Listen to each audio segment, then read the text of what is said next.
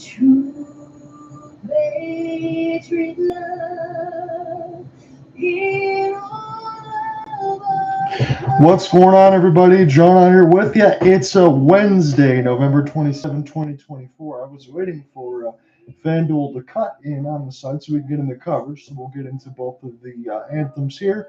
Cooper Hopkins going to be joining me. Let me get into the lineups here really quickly. So the Calgary Flames Ryan Huska squad is 12-7-3. It's Connor Zary, Jonathan Huberdeau, Blake Coleman, Kevin Ball, Rasmus Andersson. Nazem Kadri, Marty Pospisil, Andrei Kuzmenko, MacKenzie Weegar, Daniel Miramanov, Michael Backlund, Igor Shankovich, Matthew Coronato, Kevin Rooney, Ryan Lomberg, Justin Kirkland, with Joel Hanley, Braden Hall. Dan Vladar should be getting the start in that today.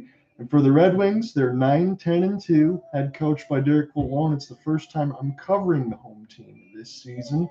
Dylan Larkin, Vlad Tarasenko, Lucas Raymond, Simon Evanson, and Moritz Seider. It's going to be a little bit different look on the second line as it's JT Compher, Alex DeBrincat, Tyler Mott with Ben Sherratt and Jeff Petrie. Marco Kasper, Joe Vlano, Jonathan Berggren should be the fourth line. It should be Andrew Kopp, Michael Rasmus, and Christian Fischer on that third line with Albert Johansson and Justin Hall. Cam Talbot will be the goaltender of record today. Ville Husso has to be the emergency backup. It was scheduled to be Alex Lyon. However, he got injured during the morning skate. So that is where we are. There are some interesting numbers coming into this one, and we will see if they pan out. The one thing that I want to emphasize in this game today is for the Calgary Flames, even though they sit at 12-7-3, they're 61-61 on goals for, goals against split. They're 26 out of 32 are the Flames in the penalty kill at 75.4%. They have won 4 of the last 5, and Dustin Wolf, he's going to be the backup today, looks to be a strong Calder candidate. If he keeps this up, he will be an all-star and a front-runner, mark my words.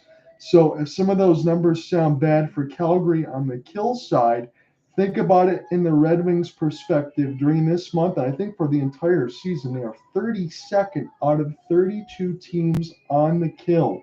So do not take penalties if you're either one of these teams tonight. I know that usually goes without saying, but these teams, especially Detroit being 32 out of 32, it's a minus 10.5 in goals expected. So when other teams go on the power play, they feast off the Red Wings defense. So that is what I would remiss them and remind them and tell them they've got to fix that today if they want to try to get some victories. Now, for the Red Wings, I will say this before we get into this puck drop here shortly. If you want to change my mind as far as where this season is going, yes, you still have Todd McClellan available. That was the former coach of the LA Kings. Now, the Jim Montgomery's been picked back up by the Blues. He was the assistant coach in 2019 with Greg Berube when they won it. You got to go on a big streak, and it's going to start today from beating a team that you think you should going into this season. But right now, the Calgary Flames are playing like a playoff team. They're second in the Pacific. They've been really good in that defensive prospect that they have there alongside Rasmus Andersson, as we always talk about. That is something to watch. So Dan Vladar will indeed get the start. 4-4-2, 267, 903 save percentage of a shutout. Will be opposed by the former Flame Cam Talbot, 5-4-2, 262 goals against, 921 save percentage and a shutout. So I will take this first period when Cooper Hopkins does join in. He can take the second or third. I imagine within the 3-hour time difference, he's probably traveling back home from work. So it's going to be a little bit for me. We will get into the Seattle trip recap as we get in through the intermissions when we get to that. Cooper is in here now. I will get him in, and then we will try to acquiesce and call this at LCA. Again, opposite conferences, so these teams only meet twice, and this is the first time we cover the Red Wings for myself this year. As this one is sent in, Matt Coronato will dump it in. Ben Sherratt will watch as this goes near the right side dot. We're going to have opposing feeds today just because of the home assignment for me. Cooper's got both Sportsnet and FanDuel if he chooses, but it's on FanDuel Extra today. Sherratt will slap this one away across the left side red line as this will be sent back in, and Vladar will stop it with the goal stick. No shots as we're just getting underway here in Detroit. Rasmus Andersson will get this pass across the left side red line. Good entry for the Flames. Marty Pospisil, that was a good shot near the right side dot. That was stopped by the leg of Talbot. Rasmus Andersson now off the backhand This will be spun by Andrei Kuzmenko. We'll send this one in deep now for Marty. Marty set up Kuz. Kuz doesn't shoot now through the traffic. Pospisil had a great screen, but Talbot made an even better save. Already 2 shots on goal here for the Flames. It's not up here on the Detroit tracker just yet, but we will get that. Sent back around now by Kevin Bull. Good work in behind the cage for the Flames now. They're still with it. They got their line change, and Nazem Kadri, number 91. We'll send this one to the right side dot. Here is Paul. He'll hold now. He'll let one go. This one bounces near the left side red line. Red Wings still trying to chase it. And Ball's shot goes up and out of play as it gets blocked. John, my friend, we're back in business, but we've crossed the threshold, sir. We are on the other side of our Seattle trip. I can't wait to talk about it. It's good to hear your voice again. It's good to hear your voice as well, Cooper. That was so much fun. I can't wait to break that down in the first intermission. But we got a pretty good hockey game out in front of us. Your Calgary Flames, before I get back into this play-by-play, they're playing like a playoff team. Did you ever imagine that? You know, I didn't, but also part of me, deep in my heart, that I protect, that wants to believe the Flames can compete every year, that part has been activated. It's been accessed, and the Flames have found it in their own hearts, too. And I think that's what they're playing with, a ton of heart. They've shown it here early, a lot of ozone time, and they look like they have some jump. Yeah, they do, because, again, we talked about it a little bit last season. The Red Wings took both meetings. The Red Wings just missed the playoffs as the Washington Capitals were able to make it last year. But this Red Wings team does not look like they did last year either. There's not been a lot of compete, and it's one of those times where the Flames have played as well as they have, winning 4 of the last 5. If the Red Wings don't come to play today, Calgary could beat them by multiple goals. This is an opportunity now in amongst the Zebras as the Red Wings try to get this out. It's another good steal as MacKenzie Weegar will send this in, and Ben Sherratt's going to retreat into his own end. Long flip, trying to break an opportunity for Tyler Mott, newcomer from the Rangers, as he finishes his check near the right side boards. Here's Miromanov. Left side red line. This one gets knocked away by an active stick from Detroit. And there's an entry here for Weegar that will send this back around to the right side embankment. And around the boards now is Miromanov, but it's stolen by Albert Johansson. He's one of the new Grand Rapids Griffins call-ups. Only played a handful of games. As this one's sent down, this will be iced against Detroit.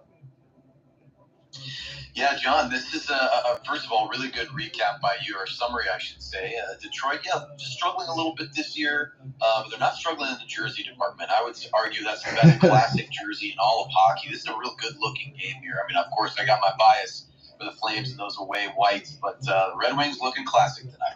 Well, the Red Wings camera crew just showed a shot of Justin Kirkland. If he gets into the shootout, when he gets that one move in the slot, Cooper, you know it's church. He makes the same move, but he scores every time. Kirkland's signature. They call it that for a reason. If we get extra hockey and we go to the skills competition, I'm sure you'll see him. Opportunity now. This one stopped by Talbot from Kadri. Again, the one-time Flame. Another tip shot. This one also saved by Talbot is Rasmus Andersson. Again, they just started updating the shot board now, but that's off. It's like 6-0 Flames, and that's me being honest. Is this one picked up now by Bull? We'll send this one down deep. Lots of zone time here for Calgary. Tip deflection there from Rasmus to Kadri, and that one goes just wide. And the Red Wings will have to just send this back in their own end and absorb a hit, as this will be picked back down. Even Mickey Redmond on the Red Wings says that the ice looks tilted, and I have to definitely agree with this. Flames have looked really good. As Petrie, we'll watch this one now from Hull. Again, he was from the Toronto Maple Leafs. As this one, Hull tries to flip it out. He can't get it out as Backlund gets his stick there. Stolen again, sent by Backlund, blocked by Hull. As this is back in behind the cage now, Petrie. This will pinball. Red Wings mercifully try to get this out of their own zone, but they're overskating the puck. They don't even have any shots on goal just yet, and it's 16-10. This looks a lot different from last year, but again, I don't mind it because I really like the Flames, and I'm not just saying that because of Cooper Hopkins. So this is a fun one for me to call nonetheless, as it's Mort Seider. They'll take his pass in his own end now. Red Wings just try to dump this one down the ice, and they've iced it again. Yeah, John, we are certainly seeing a theme here, and I don't often get to say this. You and I have covered so many Flames games over the past several years. They aren't always all that dominant. Even when they're really playing strong, you usually see some back and forth play. The first 5 minutes of this game or so, I should say 4 minutes, have really been all Calgary. Yes, it has, and the Red Wings just profiled a lot of the moves that have been made from the Calgary Flames. Cooper and I have already talked about all of those ad nauseum, but that's going to bring in some of the new viewers here, as this is now an opportunity for Detroit. Vlad Tarasenko will try to chase, but it's MacKenzie, Weegar. Spin and turn in his own end now. Miramonov off the outstretched pass. Red Wings just try to get some pressure as Dan Vladar will stop this on his own cage. This is kept in at the blue line by Detroit, and they'll just handcuff it in as number 71 tries to get to it. Dylan Larkin. Tarasenko can't find it as it's Weegar. They'll clean it up again. This is slapped ahead, but this will be offsides. Yeah, John, so, just for my own benefit, why don't you give me one more of your thoughts here on what the Red Wings need to probably improve the most to sort of change their fortunes here? I know we're going to jump back into the play-by-play, but what do you think is the key for tonight and maybe moving forward as the season progresses? I know I just talked about a little bit in the open. I don't have the exact number in front of me. We talk about both of these teams, Cooper, but especially Detroit. You got to be able to score some more goals. The Red Wings, I think, are third worst, 29th out of 32, and they're dead last, 32 out of 32 in the penalty kill. So if they're taking penalties here against the Flames and they're not scoring goals, that could spell disaster. Here's a stick lift. Lomberg can't find it. Now Kirkland. This is a chase ahead. Comfer off a one-on-one. The ball knocks it away. So more goals and not take penalties as this one sent back around now for the Flames. That's my call for Detroit, at least, and for the Flames. Continue to do what they're doing. Here's a turnover, but this is lost in between some skates, and Calgary now has an opportunity now with Jonathan Berggren as the Red Wings will pick it up. Berggren will take this one. Slap shot Edvinsson. This one bounces. Not a shot on goal just yet, but it's the fourth line for the Wings. Gio Veleno will take this back to D. Here's Edvinsson again. Sitting in deep now for Veleno, number 90. Working his way on the backhand. I'll send this to the left side red line. Here is Edvinsson. This one might have bounced near the post. Here's another opportunity, and Vladar will finally get a chance to hold a shot. The Red Wings will get an offensive zone draw. Let me get Cooper back in here. 14-10 left to go in the first. I think the shot board is a little bit wrong still. It still says 2-0. It's about 6-1 Calgary as we'll get an offensive zone draw. So for Joe Veleno, we just got a tip there out front, get a chance to look at a couple of the defense and Marco Kasper as well. He was a very high first-round pick over the last couple seasons ago. Normally plays center. Again, that's a difficult position for a young player to learn, but they do have high hopes for him. And Nazem needs some of those guys to pan out. And the Flames take a penalty for a trip. Red Wings go to the power play. Yeah, John, hey, like clockwork, I always have that hopefully limited to one technical difficulty per broadcast, and there it was. We're going to head to the break here, and the Red Wings get a bit of a break. I'll just use that as my own segue. Coronato with a bit of a lazy play there. He kind of whipped around and commits the slashing penalty right there to give the Red Wings the first man advantage of the game, and I think it's well timed for them. They need to sort of bounce back and tilt the ice back in their favor. Yes, they do, and I know he's not playing between the pipes tonight, but I got to get your thoughts on it. Dustin Wolf, 8-3-1, 247 goals against, 921 save percentage, and a shutout. He's making himself as a Calder frontrunner, isn't he? And if he continues to play like this, we might see him be an all-star as well for Calgary. Yeah, this is exactly sort of a rotating situation at goaltender. And listen, credit to Jacob Markstrom, who unfortunately, and I just saw this when I closed and reopened Twitter, that he allowed a goal in less than 10 seconds at the start of his game tonight. So it was a Flames fan who was a little bit tongue-in-cheek in there, let's just say, in their comment about that. But anyway, Wolf has really been a wonder for these Calgary Flames, and he's so young, 23 years old, but looks really poised and is also continuing to give a lot of credence to what I think is a new era for goaltenders in the NHL, which, hey, you don't have to be 6'4", 230 to play goalie. You know, you can be in blue paint, you can be 5'11" and be nimble, and he's really getting it done with that kind of build. I want to say this, Cooper, and I don't want to put you on the spot, but I was watching some of the hockey stuff, trying to get prepped up here for the game today. And the Calgary Wranglers also have another goaltender in the system that they are very high upon. I don't have his name out there in front of me. I'm not saying he's got the same collectives as Dustin Wolf, but they're very high on it, and Craig Conray is pretty happy with what they got going on as well. Yeah, you're right, and it is. I don't feel like you put me on the spot, and the name is on the tip of my tongue. Yes. In fact, I'll bring it up here in just a moment. But yeah, the Flames do have some really solid prospects. Well, one of whom now is a legitimate Calder frontrunner, and I think some Flames fans aren't too crazy to even have him. They're sort of shouting to the rafters, saying, "Hey, don't forget, just the fact that he's a rookie doesn't mean he should be considered for the Calder only if he continues to play as well as he has." Could the Vezina Trophy be in the cards? That's a big ask with some of the real the top guns in the league, but we'll see. It's one of those things you talk about, though, because if you get that goaltending as far as a tandem, as we mentioned with both Dar and Wolf, that could certainly put the Flames back into the playoffs. So their defensive core is really good. We always talk about that. I know what happened on again, off again seasons, but this is a good Flames team. And again, they have the prospects going forward where it's a great pass to DeBrincat. Wow, what a setup! And DeBrincat finally gets on the board. Boy, what a goal. There it is, John. I mean, just like that, this is what happens. You said, hey, the Red Wings need to score more, take fewer penalties. Well, they let the Flames take the penalty, and then they get one into the back of the net. What a great setup. And Vladar sees it sliding left to right. Rasmus Andersson in the way for an attempted block. Cannot get a piece of it, and it finds the back of the net just over the right pad, and it is 1-0 Detroit. Michael Rasmussen had the post positioning out in front of Rasmus Andersson. That is a perfect pass, and DeBrincat is pretty much unchecked near the left dot. He one-tees it home.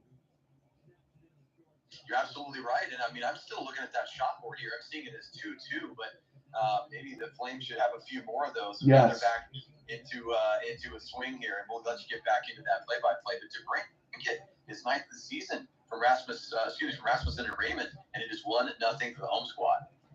And this was an opportunity that was just denied by Talbot as they got Marco Kasper, the fourth line out there with Veleno and Berggren. Still some very young players for Detroit as they want to get a youth line out there. Veleno had nowhere to go. Everybody getting tied up there, Miramonov, and we might get a penalty here away from the play. Huberdeau. Yeah, I think you're right, John. I did see an interference signal from one of the referees. I don't know who is the offending player. It was Huberdeau tied up with one of the Red Wings, so we're going to get a call right here. And by the way, I should give you and anyone listening a warning. I think I'm about 6 or 7 seconds ahead of you on the Sportsnet side of things, so I'll try to manage myself here. But it looks like it's Huberdeau going to be going to the box. Going to be back-to-back penalties for the Flames here. That is what I'm seeing now. So again, that's where you being ahead is definitely going to help me. Hopefully, I can try to tie up whatever I have, and I appreciate you being patient, Cooper, because sometimes it goes the other way. This is the only feed I got today. Hey, we're good, sir. We've done this enough that we'll make it happen. It's going to be good times, but boy, the Flames really in danger here. Already down 1-0 after dominating the first 6 or 7 minutes or so, and the Red Wings are getting going on the man advantage again. Yeah, I want to say being speechless is a bad thing for the play-by-play, but I'm kind of just shocked the way that this is turned. Now the Red Wings get a second power play. They could really do some damage here. Larkin lost it in between his skates again. They had the positioning right out in front of the crease of Weegar. I think the Flames got to be able to clean that up a little bit. A lot of goaltender make some saves. Now Sider here for Dylan Larkin, the captaincy for Detroit. He's got a ton of speed. Red Wings just keep it in. And now this one from DeBrincat will be intercepted and sent back down for Talbot. Cam Talbot's numbers has been very good for Detroit since being picked up from the LA Kings. And that's going to need to continue for Detroit because goaltending was a little bit of a sore spot last year.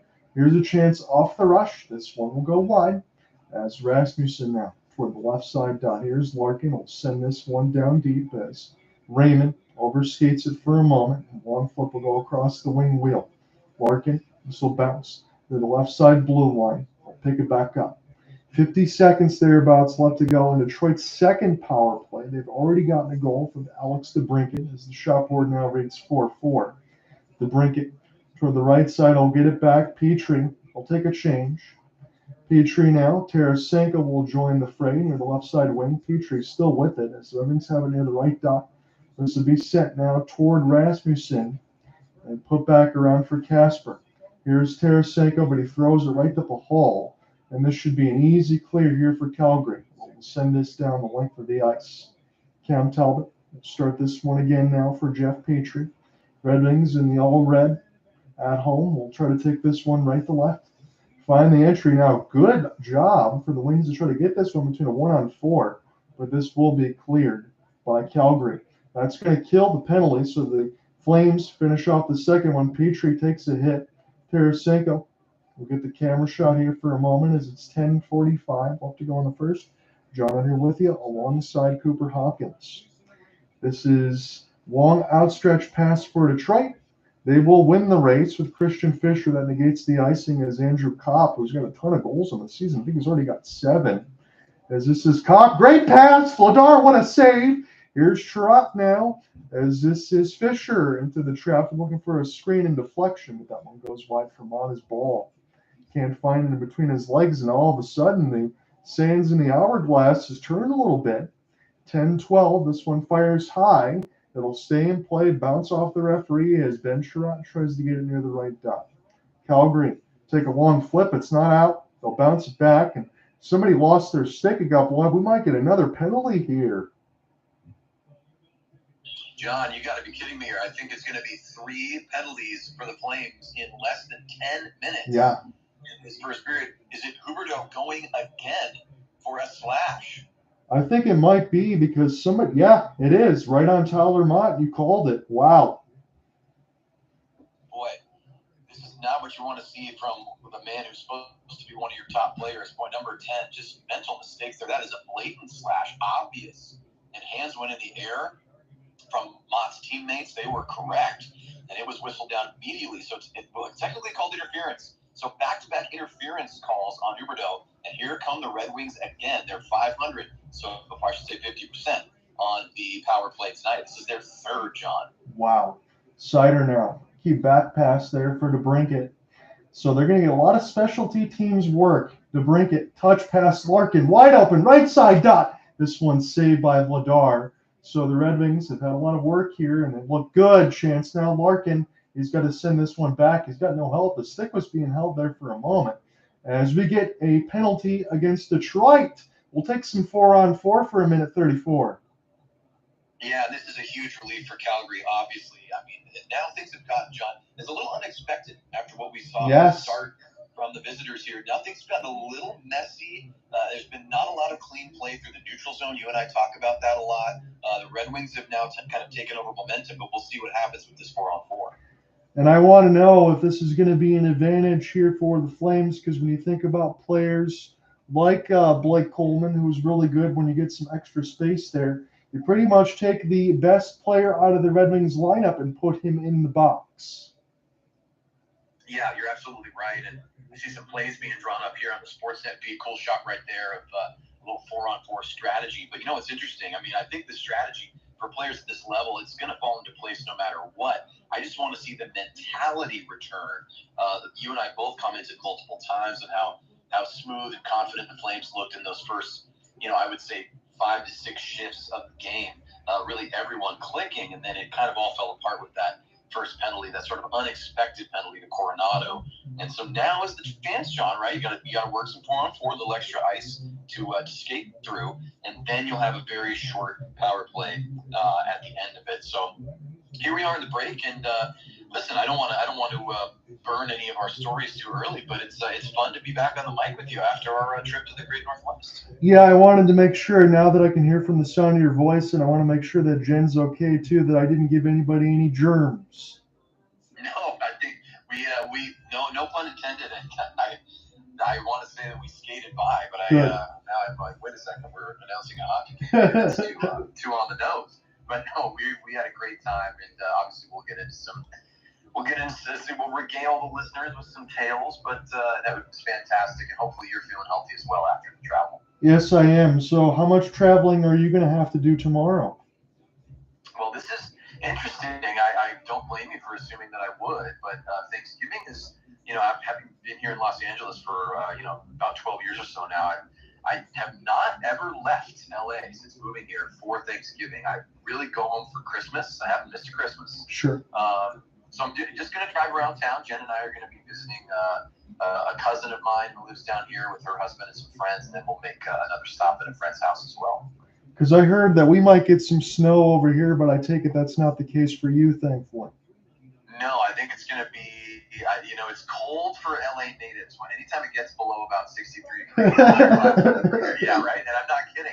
You see the scarves come out, you see the fleece jackets come out. But hey, I wouldn't mind a snowy Thanksgiving. I always love a good early snow, but it can make travel tough. So hopefully you have some fun plans that don't involve too much time in the car. Yeah, absolutely. Again, when Cooper and I get through this 9:34 of the first week, we'll talk about some of those tales, especially from the trip, because we were able to meet up for the first time in person, and that was a heck of a lot of fun. There might be some things that we can't talk about, but this is Stop by Talbot on the 4-on-4. We'll do it again. Yeah, I actually like this play by Kadri right here. He recognizes his own space. He got a little bit of time, and sometimes that's all you're going to get, right, in the NHL. So he goes line backhand, and it rattled around for a moment. But good stop by Talbot, and he's looked calm tonight as well. So I know it was a long time ago for Cam Talbot as a Calgary Flame, but what do you remember? Well, honestly, I was waiting to kind of mention that. I'm glad you did. You sort of teed me up there. I remember it fondly. I mean, it wasn't a long time, but I think the fans really enjoyed him. Unfortunately, he got caught up in the churn a little bit of the Flames being in transition, just as a franchise, which you could argue is still the case. But he didn't end up sticking as a sort of permanent fixture. But I remember him very fondly for sure. Because again, for me now, I've seen him on both sides in between the Battle of Alberta, and you know that well. But now the first time in Detroit, and I think that's been really what they needed, as a bobbling puck will be held there by Vladar. Yeah, I think so too. And we've talked about this many times before as well. There are just certain teams where you don't think a player should be. It just doesn't seem to make sense. And I know that Talbot was with the Kings for a bit. It just never felt right to me. And now that he's in Detroit, for some reason it's clicked back in. I'm actually really glad he's a Red Wing. It just seems right to me for whatever that's worth. Yeah, me too. Because again, I'm keep looking at the goaltending help. I saw it this morning that Alex Lyon got hurt in the morning skate. He was scheduled to be the backup. They had to emergency recall Ville Husso. And Ville Husso, for as happy as I was the last couple of years there to have him, I picked up from St. Louis. It's just not worked for him. So if he does come into this game, that probably means Calgary wins by 5 at this point, because that's where the scoreline would be. This is going to be Talbot's net today as Joe Veleno. This will be a chase, and the Flames can't get going forward yet on the 4-on-4 as Coleman will make the back pass here from MacKenzie Weegar. And I want to see if Ryan Huska's squad can kind of tap into what they did so well early in this first, because the Red Wings have kind of taken some of that momentum away. Leno now off the pin, and make no mistake about it, we'll talk about it a little bit more in the intermission. This is a very desperate Red Wings team, and some of the numbers that I'll be bringing forward to you during the intermission are not good. They're ghastly. As Rasmus Andersson will get an abbreviated power play here with 20 seconds as Dylan Larkin's still in the box. Huberdeau is out now. Stolen by Detroit. Short-handed opportunity to shoot as this one bounces off the side of the net from JT Compher. Here's Coronato. Almost gets dispossessed by Compher. Find an entry now for Matthew as he gets pinned by Trot near the boards. Jonathan Huberdeau cannot take any more penalties. I think he's done it too, because if he takes any more, he'd probably get less ice time. As this one's sent back down, we get a whistle, 7:29. Yeah, John, so I know it was a short power play, but one of those numbers you mentioned is 32nd, and that is the Red Wings' position in the entire league with their penalty kill, which is sub 70%. But they just killed one right there. Hey, killing a 20-second penalty. That is exactly what the doctor ordered. So we're back to 5-on-5 here. Detroit leading on the shot board officially 7-5, also leading on the scoreboard 1-0. And we're going to get back to this play-by-play with John Ott. But boy, oh boy, the Flames, as fast as they started, they have seemed to kind of lose their groove here. They just kind of can't get into a rhythm, John. And I got to tell you this, I know this is going to cut in because we get different feeds from where we are today. And Joe Thornton just retired, and they showed Nazem Kadri as a Leaf fighting Joe Thornton, and then one of those punches took off part of his beard. I mean, Nazem Kadri, the legend lives on, and that is one of the reasons. He's a heck of a player. I'm glad he's a Flame, but yeah, he certainly made an impact in Toronto as well, and one of those impacts was Joe Thornton's chin. So there you go. As they still profile Nazem Kadri right now. Again, as far as the sweaters, as we talk about between both of these teams, are absolutely 1 and 2 in my book, and you can flip those however you want. is you got Kadri versus Larkin here on the draw. I really would like to get a Nazem Kadri jersey, I'm not going to lie to you. As this one is picked up now, Dylan Larkin off the draw. He is very good at that. As the Brinket will send this around the end boards. The Brinket tries to pick this up now near the right side. Dot is Miromanov. Will get crunched. Here's a flip for Calgary, trying to get this up, but they can't get away from number 71, and the Brinket try to send it toward him. Off the back skate start this one again in his own end. Off the outstretch near the right side red line, this will be flipped. 6:40 left to go in this first as the Brinket delivers the hit. Larkin tries to drop it to him near the left side dot as Edvinsson will send this one in deep. Larkin now gets pinned across the red line. The Brinket trying to stay on his feet, somehow still does after a couple of hits. We'll take this one deep. Here's Seider through the traffic. Vladar able to make the save. Again, screens out in front for Detroit. They're trying to obscure the vision as much as they can. As Edvinsson will pick this one up. Calgary and Ryan Huska's squad will take a change. 6:10 left to go in this first. Detroit still leading on a power play goal from Alex DeBrincat. They've had 3 of them already. Calgary hasn't had one just yet, and 2 of those penalties have been from Jonathan Huberdeau. This one now on the left side red line is Kirkland. Kirkland will take a flip. Opportunity now, Rooney off the back skate. He gets pinned by Edvinsson, sent back now for Seider. Seider going to take some time, accentuate a timeout, really behind his own net. 5:40 left to go in the first round here with you alongside Cooper Hopkins. We'll definitely flip between the play-by-play, and we'll get you some good recap in the first intermission as far as our travels. Now ball. We'll get this one off a long spell clear from Detroit. Jonathan Berggren gets the intercept as Tarasenko. Marco Kasper will get stuck in behind the cage as Berggren tries to finish his hit. Flames now. We'll flip this one. Cross the wing wheel. Find an entry now. Zary. What a skate. He tried to go all the way down the teeth of the defense. He just got taken away at the last moment. As Pahal now working with Kasper. Trying to pick this up. About 5 minutes left to go in this first. Shots on goal are 8-5 Detroit. I'm not sure how accurate that is, but we're going to go with it now because it's been long enough. Here is Kasper Rister. This one blocked by Ball. Will get stuck against the wall here. Berggren will send it around the embankment as the Flames will steal. Blake Coleman's got it now. Flames now on the road with the top red in the mix of the gold and the white as they'll try to take this one left to right now for Ball. Send this one down deep. 4:30 left to go in the first. Justin Hall. This will be touched by Backlund just for a moment. Referee gets out of the way of that one as Comfort. This is near the right side wall. Talbot will come out of his crease to play it as the Red Wings will try to transition away from the defensive end. Here's a good chance. It's a 2-on-2. Valeno right near the doorstep, but the pass doesn't find him. Takes out one of the Flames in the process as Daniel Miromanov quickly pops back to his feet. This will be flipped out through the neutral zone. Opportunity gets sent in now for Comfort. Miromanov off the back skate. We'll get this one in between the feet of one of the Flames as Tyler Mock gets a stick check in. And now Matthew Coronato, part of that fourth line. We'll get this one now. Backlund, he gets pressured here by Detroit, and Red Wings now all of a sudden turning on that forecheck as well. They've only got 1 goal, but it's been interesting the way that this period has swung. Here's Marty Pospisil near the right wing. Pospisil.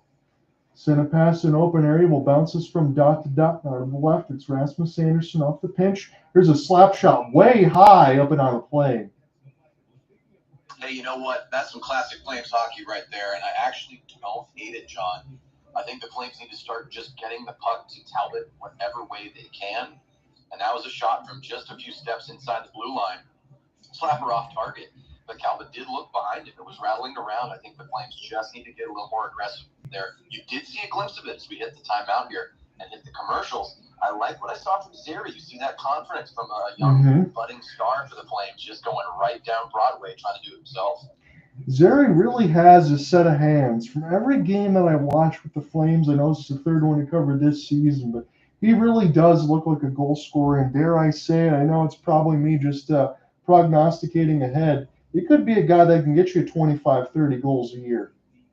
Yeah, you know what? I think that's a great target, and I'd actually lean even further into that and say 30 and maybe even beyond it. Obviously, don't want to put too much pressure or responsibility on him at this stage in his development career, but he seems to have that right mix confidence, but also understanding that he does not have to be, nor does he even have the ability yet to be the singular hero, right? He's not going to be necessarily that guy for the Flames, trademark, right? That guy, TM, registration, and all that. But I love that he is willing when the time is right. There was a little bit of room in the middle of the ice there. He took it and was closed down by a solid Red Wings defensive play there. But still, that just shows me what I'm hoping to see more of from Zary down the line. I agree with you completely. Again, it'll be interesting to see what happens here between the second and third once we start getting into it. Again, there's been some momentum swings as we talked about. Flames had an incredible start pushing the Red Wings around, and then when those power plays started opening up the space for Detroit, they were able to get one. They already had 3 opportunities, and now the Flames are going to try to, I wouldn't say get into the dressing room only down 1-0, because they certainly think they could score any time, let alone win this game. But I think they kind of need to get a little bit of a mental reset. Yeah, I think you're absolutely right. And speaking of dressing rooms, I love a little sequence here, a little package being shown by Sportsnet of some of the Flames executives taking a detailed tour of Little Caesars, because the Flames have an arena build underway. And Little Caesars is one of the top new arenas in all of the NHL. So that's kind of a nice little nod to Detroit and their barn. Can I say that as well? I know we'll talk about it a little bit more, but Climate Pledge is not too shabby. It's definitely in the conversation. 100%, absolutely. And we'll get into it, definitely. But I love Climate Pledge. Hope to someday get a little time in Little Caesars as well.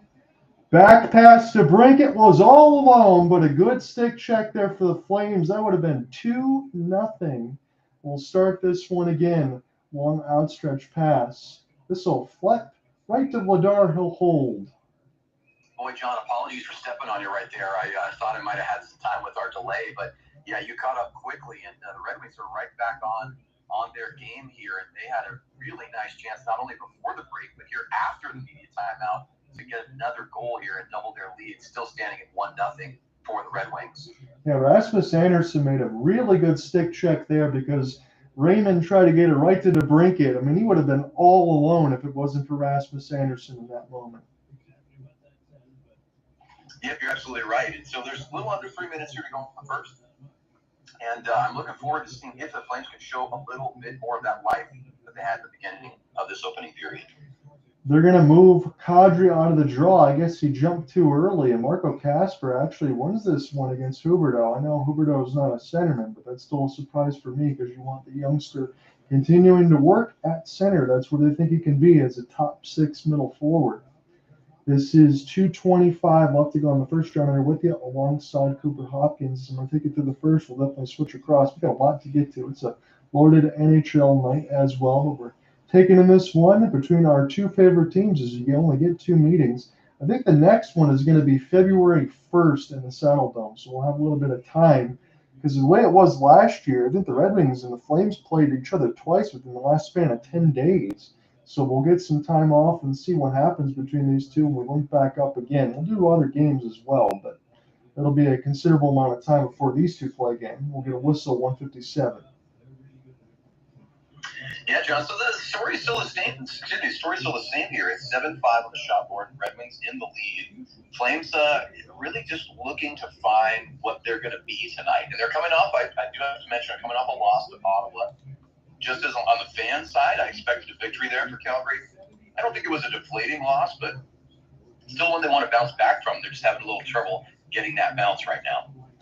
Yeah, but again, as you mentioned, nothing too crazy as they've won 4 of the last 5.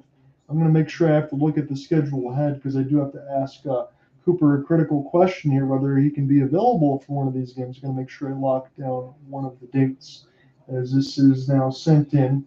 Opportunity race for the puck now. This is Miromanov on a wild one. Good save, Talbot with the glove. My goodness, Cam Talbot against his former squad right here makes the save of the game so far. That looked casual, but he snapped the leather, and he stops Miromanov, who was on a partial breakaway. Didn't really think that Miromanov would be the one of all to get the break, but that's where we are right now. That was Cam Talbot, as you mentioned, his best save of the game. I am going to make sure I try to find this schedule thing as fast as I can as I'm waiting until the puck drop.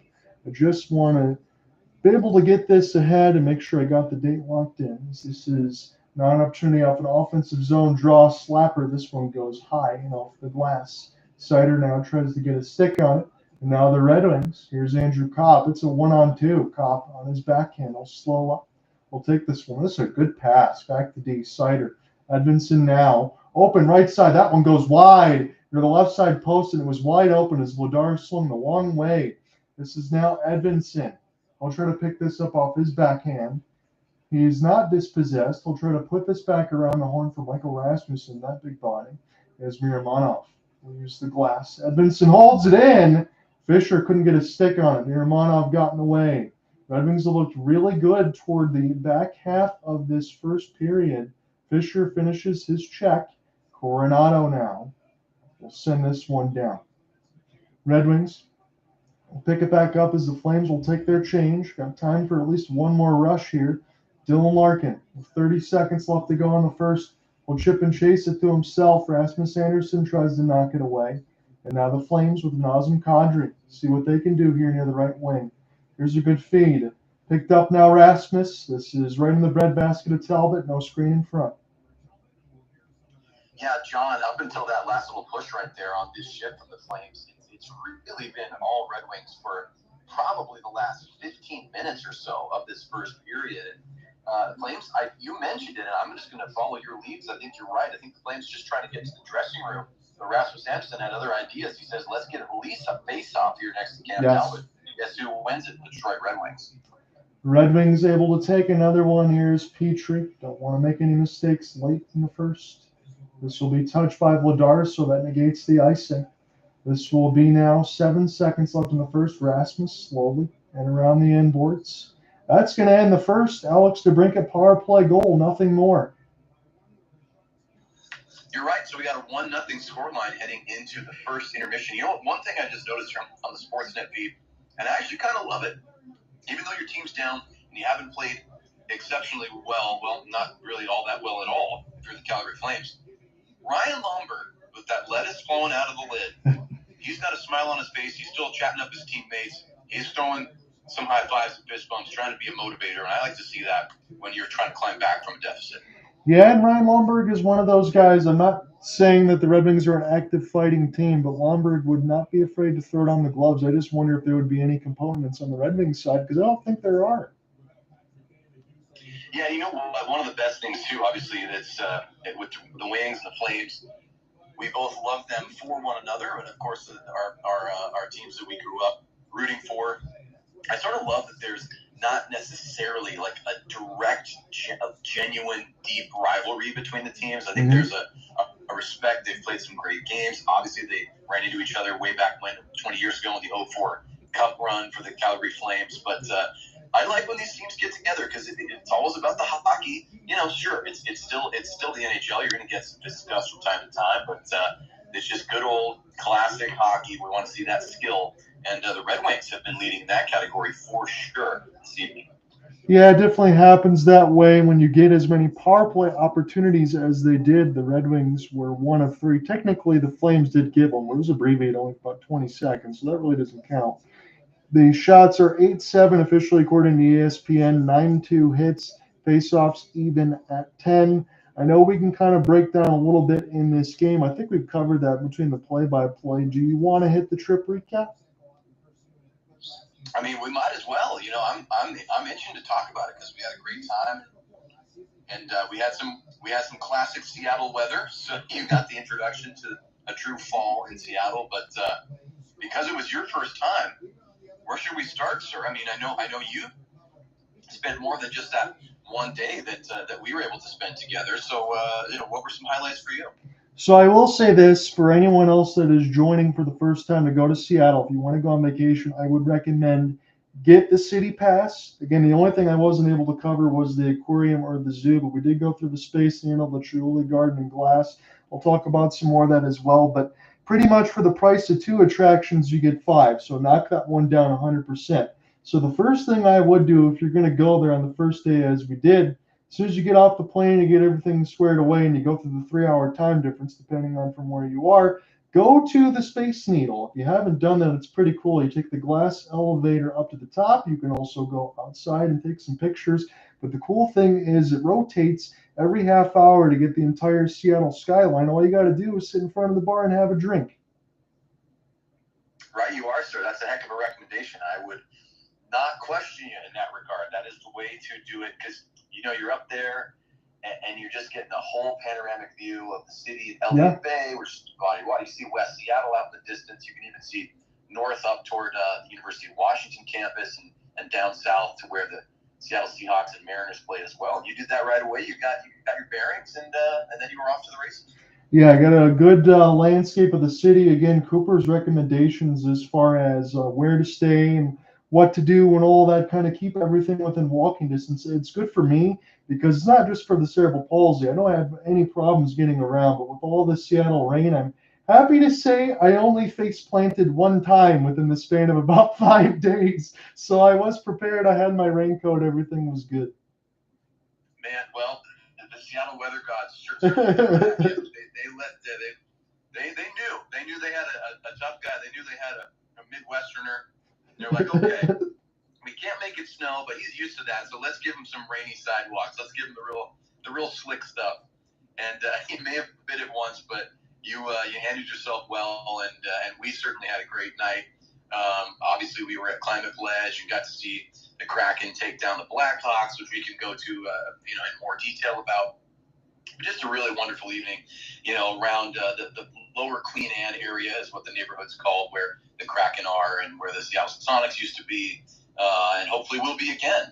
And certainly if they're there again, well, we're going to have to watch a Pistons Sonics game sometime in the future. Yeah, we're going to have to do something like that if that does happen. Again, we can jump right into that. And I have to be so incredibly thankful for Cooper and Jen because I understand it was also on Cooper's birthday on the 14th side. So he did not have to spend pretty much the entire day with Annette and myself as we took in the game, but he was more than gracious, and so was Jen. You guys could not be any nicer people. You could not be any cooler people. I'm not just saying that because you're on the broadcast. I truly mean it. That was one of the best experiences I ever had.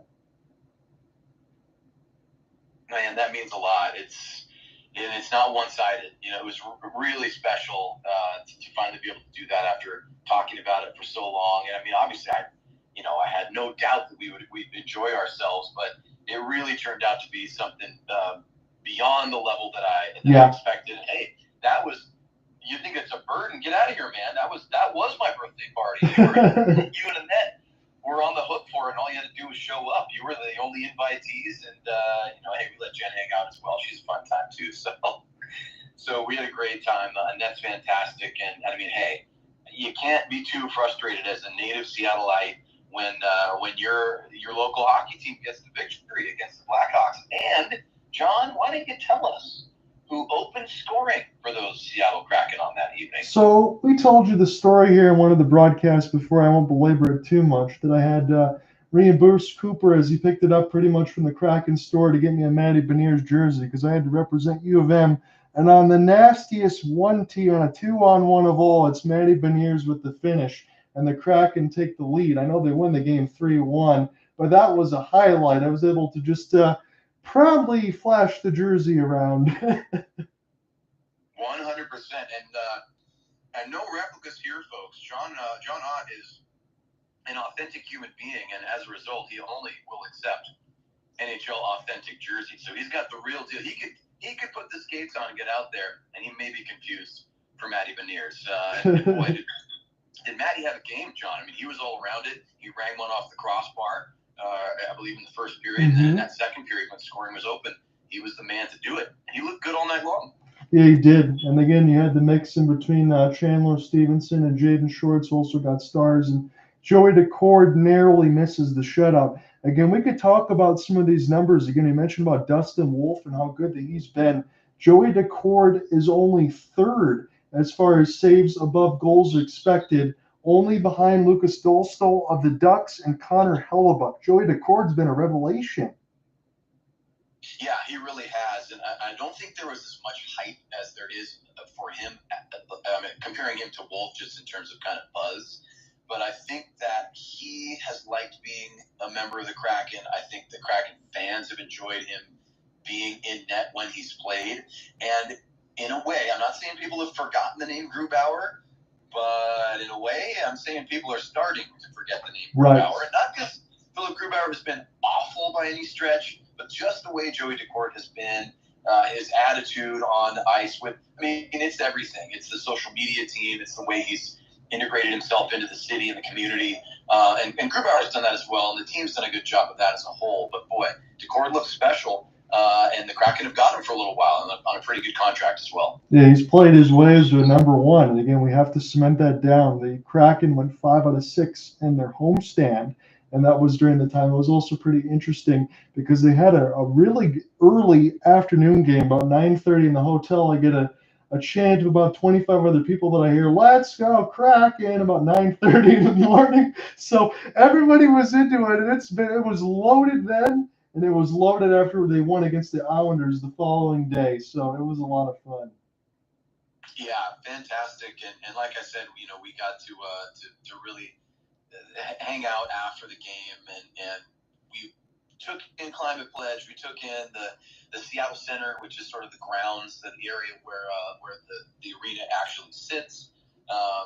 Went and had a cocktail, got a classic. If you ever been to Seattle, it's almost as highly recommended as the Space Needle, of course, and those views. You got to get a Dick's Burger, and we checked that off the list. Couldn't leave Seattle without the local burger, and especially when it's late at night and you've had a beer, or in John's case, maybe a martini. And in my case, a Mai Tai. I hadn't had a Mai Tai. I hadn't had a rum cocktail in years, sir. You made me feel like a young man again, so thank you for the birthday gift. Well, I was also, Annette made us do shots at the beginning of it. I had never done one as well, so I had that and a martini. I was a little tipsy, but that was probably the most fun I ever had. Man, oh man, it really. I hope you can hear the smile on my face. And Jen and I, we share the feeling. It was really fun.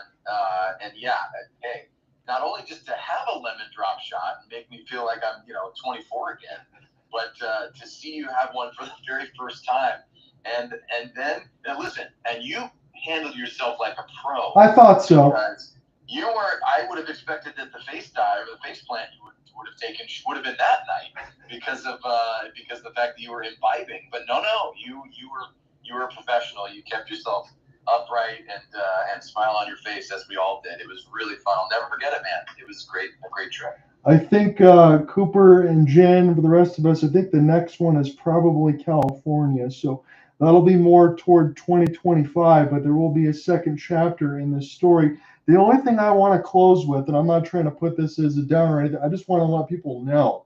So going into Seattle, which was great, and I would definitely go again 1,000%. I'm not just saying that because Cooper's in here. What I will say, you might want to bring a little bit extra money with you because, in my thoughts at least, and again, it depends on where you go. If you're in Michigan, and let's say you want to get a high-quality burger, it's probably $8 to $10. In Seattle, for some of the stuff, for some of the things I'm seeing, it was like 20 to 25. So you might want to bring some extra money. Yeah, you're right. It's the unfortunate truth there. A couple of those big cities, when I'm not in LA, I'm usually back in Seattle, so I'm getting it wherever I am. And you are correct. Yeah, expect a little bit of higher prices, and you can thank Jeff Bezos and Amazon and Bill Gates and Microsoft. All the tech and the money that comes along with it. It's great. It's great for the region and all that sort of stuff, and drives the economy, et cetera, et cetera. But if you're just looking for a reasonably priced dinner, yeah, that can be tougher to come by. There are definitely still holes in the wall and good places to get some good eats. But John is right on point with everything. So hopefully we'll be able to get to do it again. I know we've got lots of other plans. We're thinking Calgary. I want to make. I'm not kidding. I want to make my way out and catch a game at Little Caesars at some point. I have not been to Michigan, so I gotta check that off the bucket list as well. So we got lots to talk about.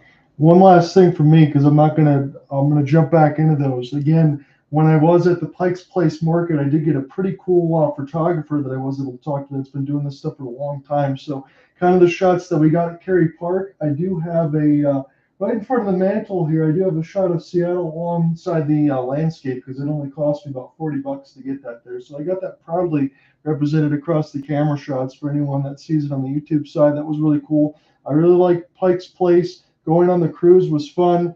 The only thing I would say, if I had more time, because it's only open really from 11 to 5, if you get some extra time to go into that K-pop and see the museum and everything else, there's so many different exhibits and things to see in there. Make sure you leave yourself some extra time. And for the Chihuly Garden and Glass, that's so cool to see all the different colors of vases, everything that they do. Oh, I think the Kraken Tentacle S might have been part of that as well. I'm not sure, but it looked pretty incredible when we got all the fanfare and the excitement there. Just make sure you leave yourself some extra time for that museum, because there's definitely a lot to see.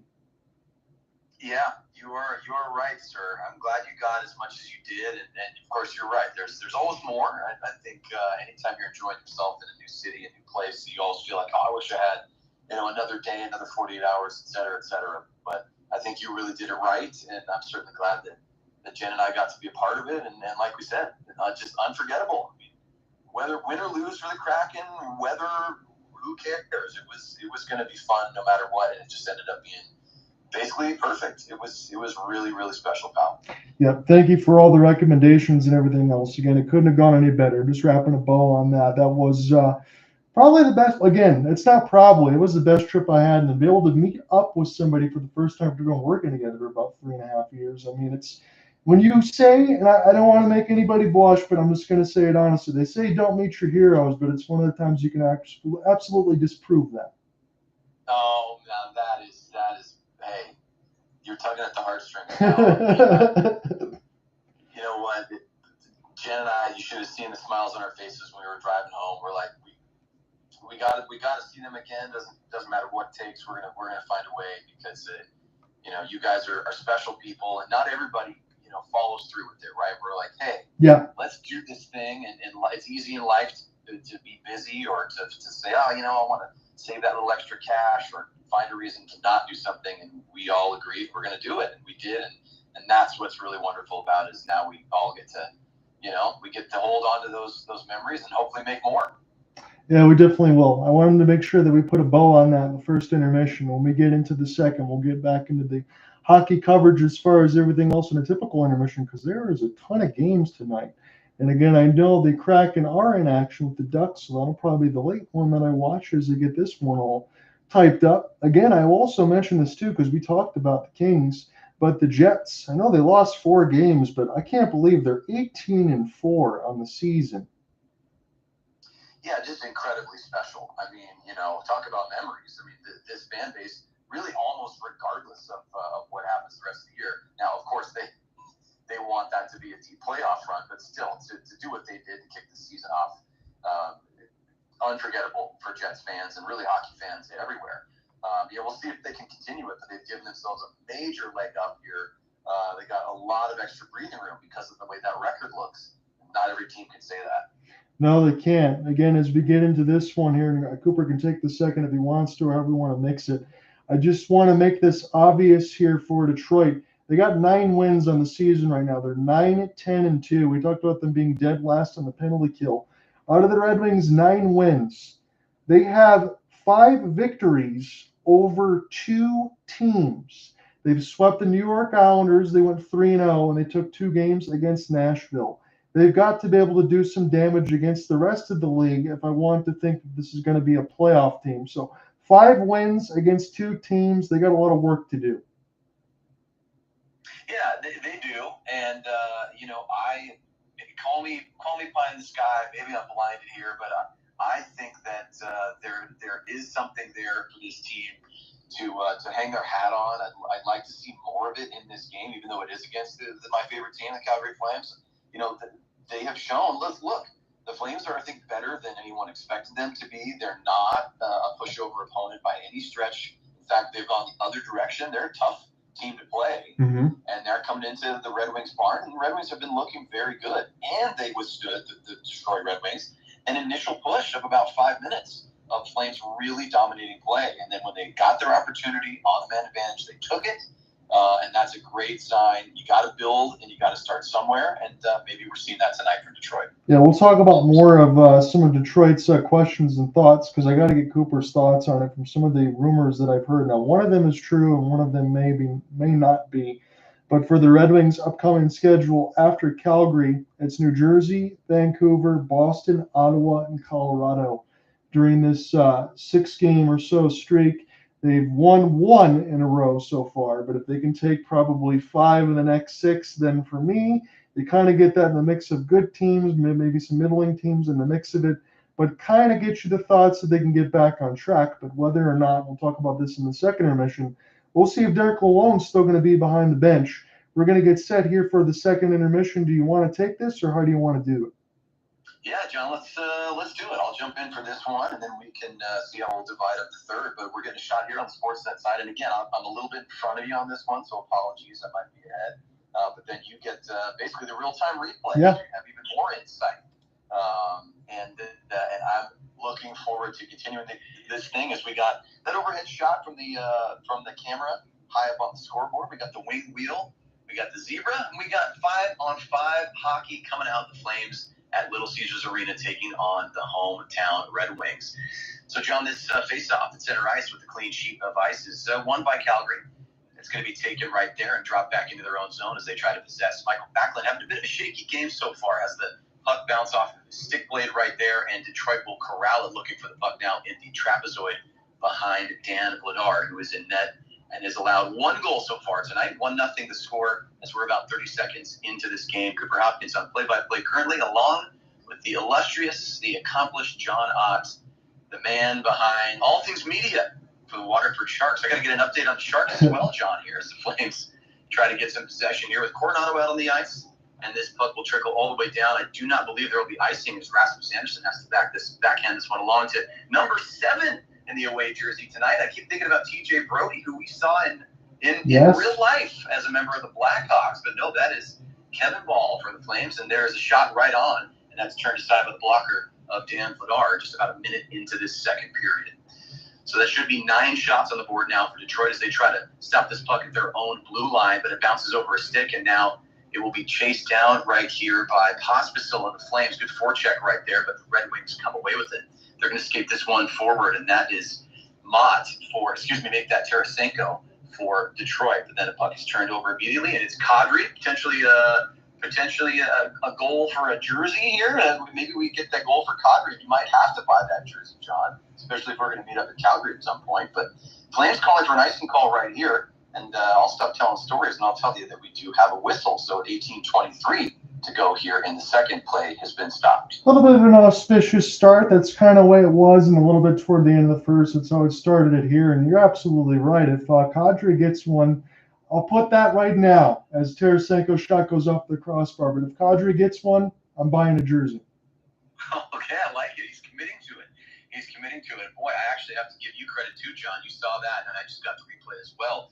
That was a Tarasenko shot. I thought it was turned away relatively easily by Vladar, but it actually beat him and goes off of the iron. So a little kiss from the goaltender to that crossbar saved him from going down 2-0. Now centering pass right there, but I believe we're going to have a stoppage for offside, 18:04 in the second, and we will have another face-off. So let me just double down on this, and then I promise I'll get back on track here. So if I get a Kadri jersey, do you get any blame for me if I go all red or blasty? Oh, I mean, you might have to go blasty. I think we both love blasty. That's a throwback to the real peak of the Jerome McGinley era. Those are some of the best throwbacks in the league, and I do love that flaming horse, that sort of stallion logo. It's a classic from about 25 years ago. Can't go wrong with it. The Flames are looking to have things go right here, but they just can't get it going. A little bit of a choppy start. John, we've had some of these before in games that we've covered, but the Flames have gone offside again, so it's going to be another puck drop outside of the Detroit zone. Yeah, as you said, I've only found the entry. So Thanksgiving benchmark, this is FanDuel Detroit. 13 of 16 teams followed the trend that if you're in the playoffs and around this side, you normally make it. Again, it didn't happen with Detroit. But American Thanksgiving is usually the benchmark for teams that want to make the postseason. If they're above that playoff line, 81% of them usually do. Boy, that's a great stat right there. I actually did not know that. And so I just got smarter, courtesy of my pal John. And I like to hear it because that's good news for the Flames, especially if they can get the win tonight. There's a turnover in their own end. Nice stick work right there by Valeno. And then finally the Flames gained the puck, but now it's loose and shot in for the blue line, and Vladar had to make a stretching save with the left pad. Now coming up is Zary, who's been one of the better Flames tonight. He tries to send it along for Coleman in the far right corner. Coleman battling against two Red Wings right there, and the Flames do come away with it. Boy, a check right there as Lomberg is sent down to the ice. He takes exception to Petrie's physicality as the puck is in the webbing of Cam Talbot's glove, and we have referees separating Sherratt, Lomberg, and Petrie. I don't blame Lomberg there. That's a little bit of cross check there for Petrie. Not really a fan of that. The other play before, Jonathan Berggren having a chat with Dan Vladar, he pretty much got knocked into the goal crease. Yeah, you're absolutely right, and I love it. Even though I'm a little bit ahead of you, maybe you're ahead of me now. Maybe we have switched things over for the play-by-play, and we've switched things over on the advantage on our feeds. But either way, you're right. Vladar was knocked back into his own cage, then had to make a save. And yeah, Lomberg, he almost got face washed there by Sherratt. Yeah, we'll see, because again, Lomberg, that's not a guy you want to play with. And we mentioned that toward the end of the first. He's not afraid. If Petrie's going to do something, Lomberg's definitely going to answer. Yeah, and I guess I should have expected it. You did mention it, so you get the credit. You get the tip of the cap. Lomberg bringing some of that sand, some of that grit, which the Flames have loved. They're so glad to have him back, the Stanley Cup champion, of course, with the Florida Panthers of last year. And we're going to look at a shot right here. Boy, that left pad has been active for Vladar. He has to see that one through some traffic, and he stops it. Now Lomberg is still out there. He is rushing down on Talbot, who has to cover up. Lomberg pushing and shoving behind the net, shrugging to the Red Wings. Say, what do you want from me? If you're going to be physical, I'm going to be physical, and he will finally go off for the change. Yep, absolutely. That's what you want to see. Again, we talk about the things that you want to see there from the Flames. You want to get that pushback, start getting some shots on goal. I think we're going to start seeing that here from Calgary. Yep, I think you're right, and we're seeing a little bit more of an appearance. Kirkland here as well. We'll see how much ice time he gets. And there's a nice ozone face-off win for the Flames right there. Weegar tries to center, does so successfully. Pospisil sends this one. It's off of a body, and the puck dies in that near face-off circle right at the dot. It's picked up by Larkin. He tries to go for a shot right there, which is deflected off his skate. Now the Flames are going to have 3-on-2 the other way, make it 4-on-2. Now the puck's on Kadri's stick. He's going to fire from an angle, and I think that one was saved by the glove of Talbot. It does rattle around back to the point. Now the Flames will hold possession. 16-10 to go here in the second. 10 shots for Detroit, 9 for the Flames. They're looking even this right now. There's a wraparound shot by Kuzmenko. Goes wide with that stick. Really accentuated that shot right there. And the paddle for Talbot was down on the ice in good position. He makes the stop. So the Flames now started to turn the tide a little bit. And I do have to notice right after John made an observation about Lomberg and a little bit of pushing and shoving, sometimes that turns the heat up. And when you're the Flames, well, you make the pun yourself. All right, so 15:40 to go here in the second. Still a 1-0 lead for Detroit on a power play goal in the first period. Flames looking to even, but they've got to get possession back first before they can do that.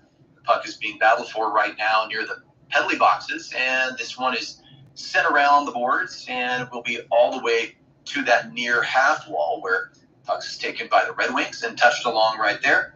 Looking for Fisher, and Fisher cannot keep possession. Flames doing a good job here of just keeping the pressure on. And it's behind Talbot. The Red Wings swinging it from side to side. But the Flames doing an excellent forecheck right here, John. I want to get your thoughts on the last couple of shifts for Calgary, as they've really done a nice job. Even if they haven't had full, clean possession, they've not let that puck get past the red line for, about 90 seconds, 2 minutes straight here.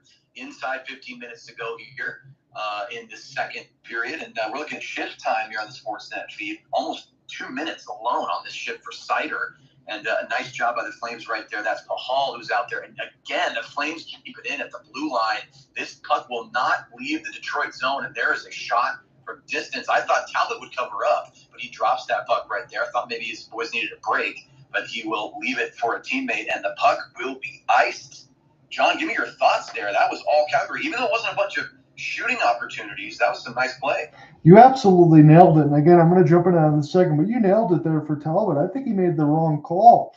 As Calgary was pushing for really essentially 2 minutes and 30 seconds, there's going to be a bunch of tired Red Wings on the ice, and this is a good time for Calgary to strike. They were all over it.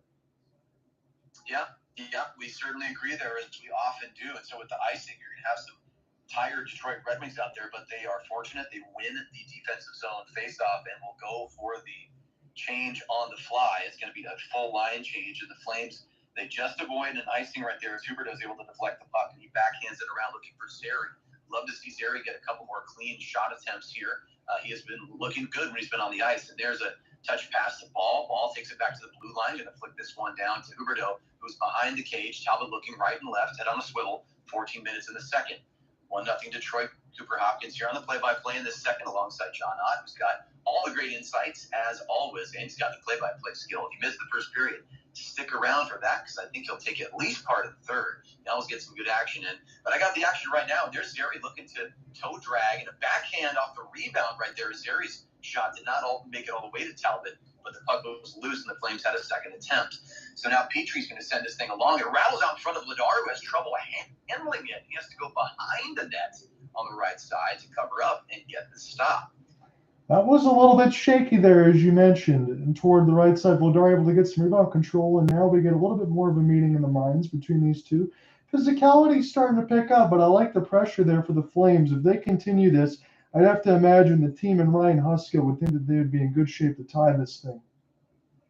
Yeah, and we're inching toward that halfway mark, at least in regulation. You and I have teased the idea of maybe seeing some extra hockey and even a shootout, but we have about 13 minutes here to go in the second. And John, I know we're going to cover some of this in the intermission, but is there anything else on the NHL slate tonight that stood out to you? Maybe a surprise or blowouts? What do we got? I got to pull up my scores out. We do have one huge surprise, and if you scroll a little bit, you probably know exactly where I'm going with it on this one.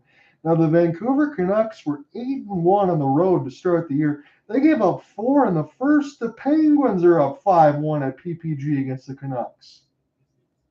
Oh, my goodness. And yeah, that's a discussion we could have at length. So maybe we can touch on that just for a second here as we're in the media break for a little commercial timeout. Penguins having a rough year so far. Yeah. And obviously, that window, it seems to be closed. It hasn't closed already. It's closing fast in the Crosby-Malkin era.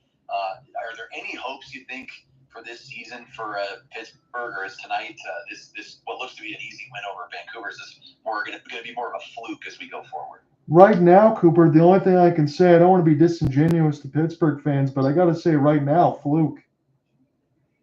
Yeah, I didn't mean to set you up too, obviously, and I'm not just saying this because of the Flames Vancouver Canucks rivalry, but yeah, it's not looking great for the Pens, and it's strange to even say that and try to consider what that means for the franchise and what happens. Look, we're not saying Sidney Crosby's going to retire next week. No. But that is one of the strangest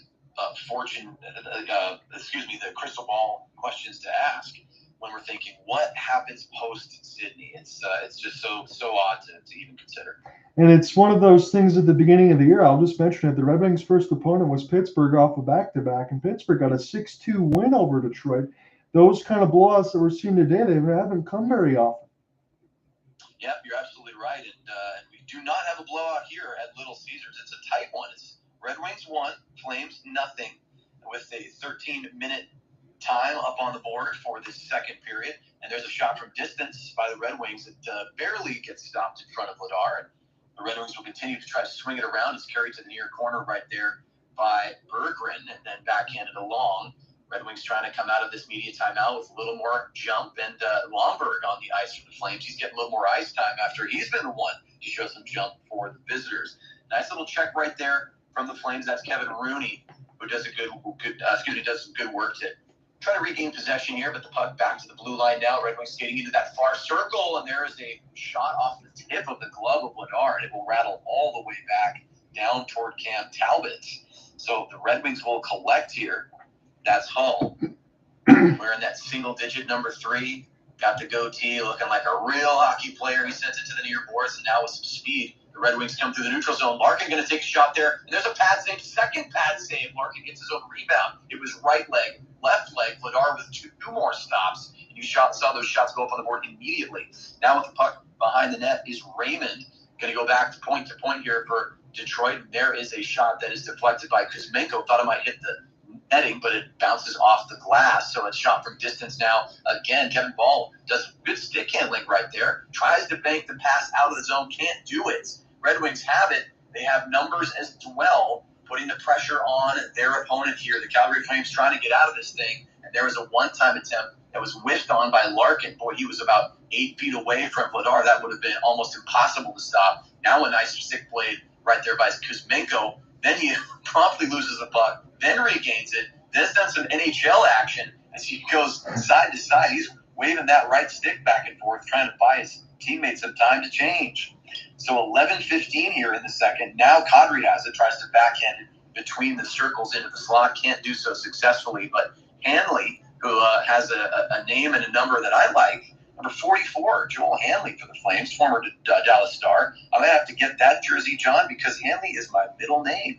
So that's something we can think about. You get the Kadri, I'll get the Hanley, and then we will hopefully get a Calgary Flames goal here because they got the puck rattling around near Talbot, but his defensemen do a great job and then break out the other way. Here come the Red Wings, and there is a shot that is stopped by the right pad of Dan Vladar. Incredible effort on a 2-on-0. Dan Vladar, maybe his best save of the season, sprawling to stop that shot on the breakaway. My goodness, Calgary gives up a big one. Now Backlund gets his own puck and a shot. He created it all himself. He's not had the best night so far, but has turned the tide right there by getting a shot on Talbot from the slot. 10 minutes coming up here in the second, John, as Vladar has to turn aside a clearing attempt that went right into his cage area. And now Weegar's going to send this thing along. Zary with the puck in the far corner. He gets checked down. Nice job right there by the Red Wings and Edmondson.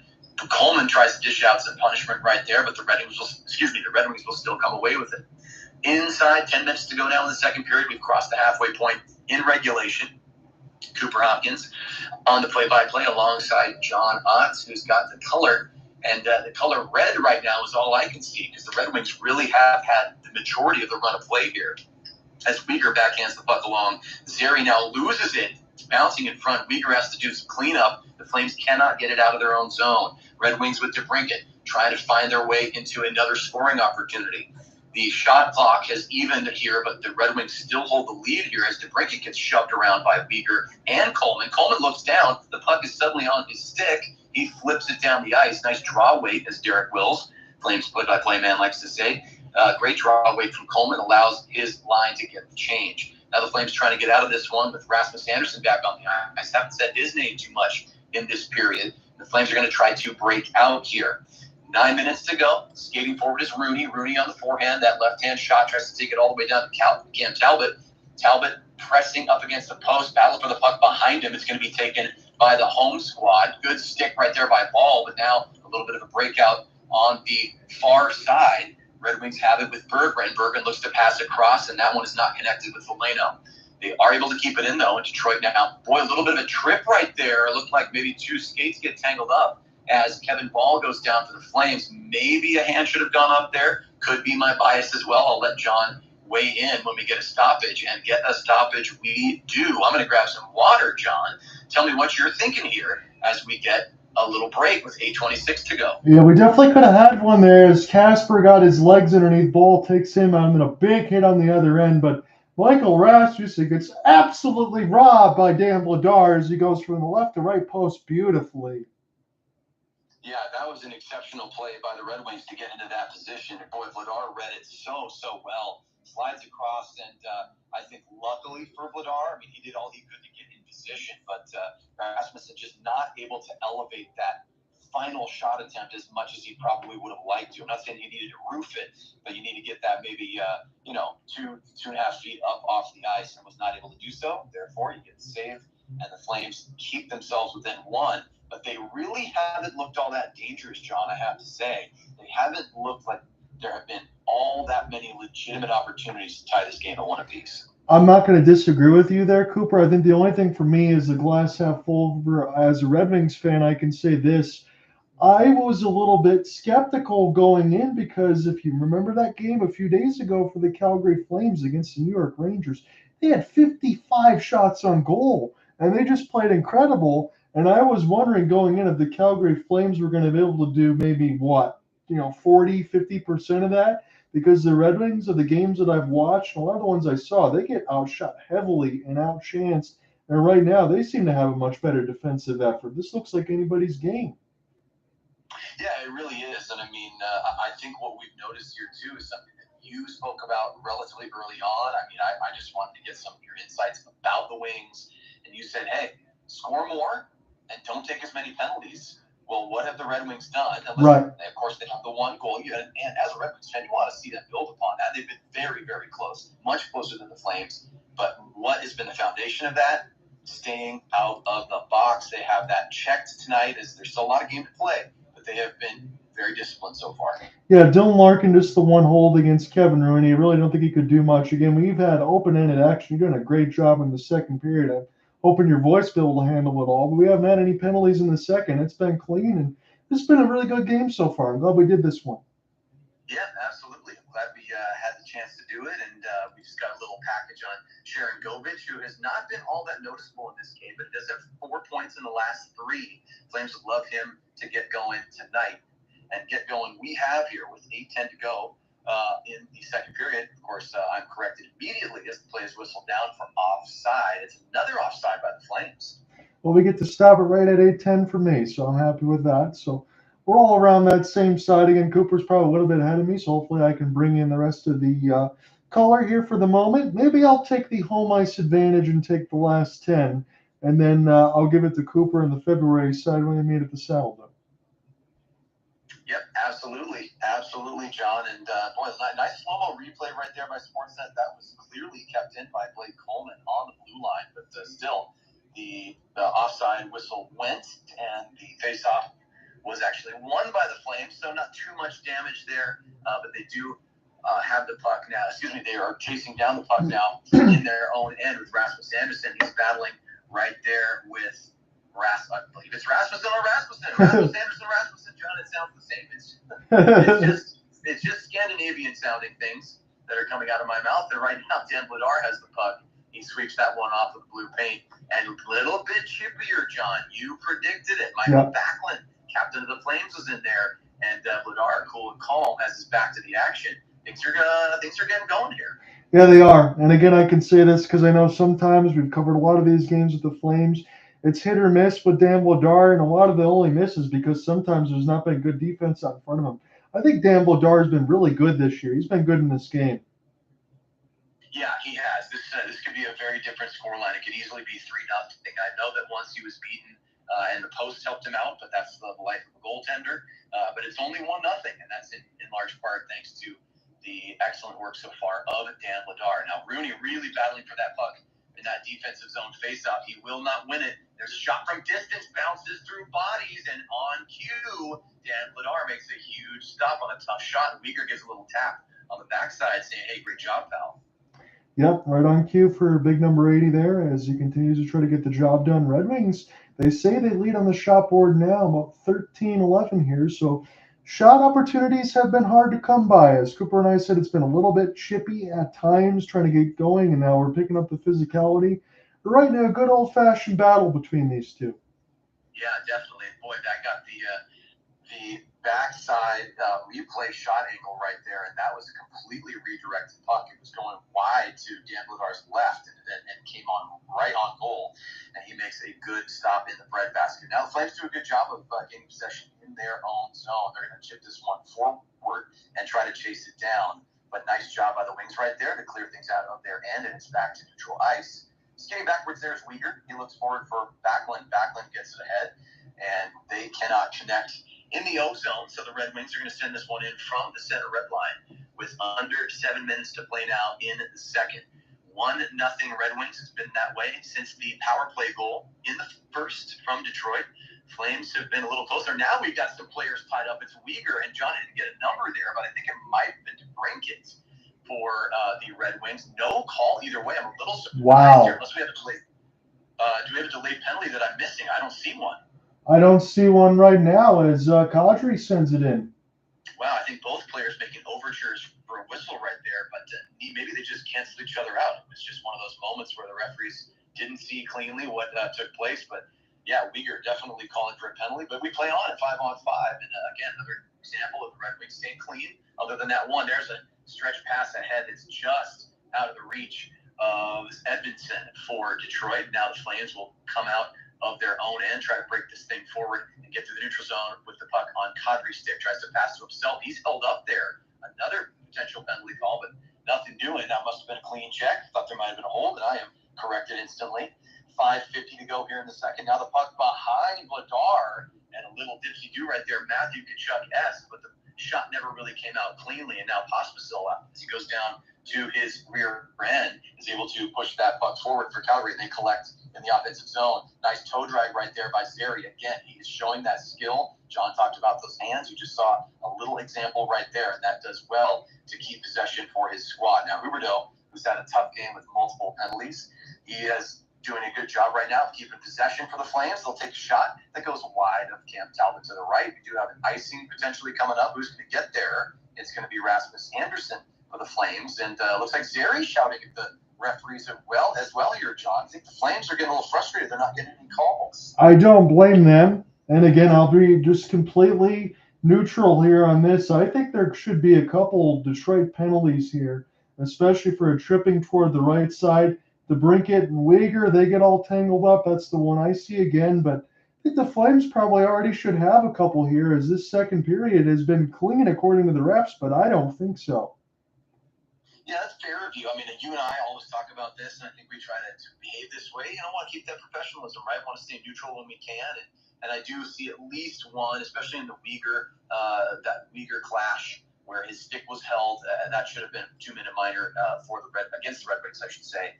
But here we are. We're moving forward. 4:40, make that 4:50 to go in the second. 14 shots for the home team wearing that classic red and white jersey.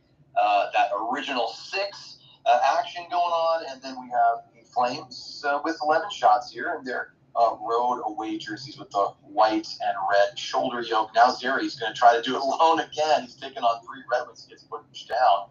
And are we going to get a whistle here? We do have a stoppage with 4:30. Could it be a penalty against the Wings, John?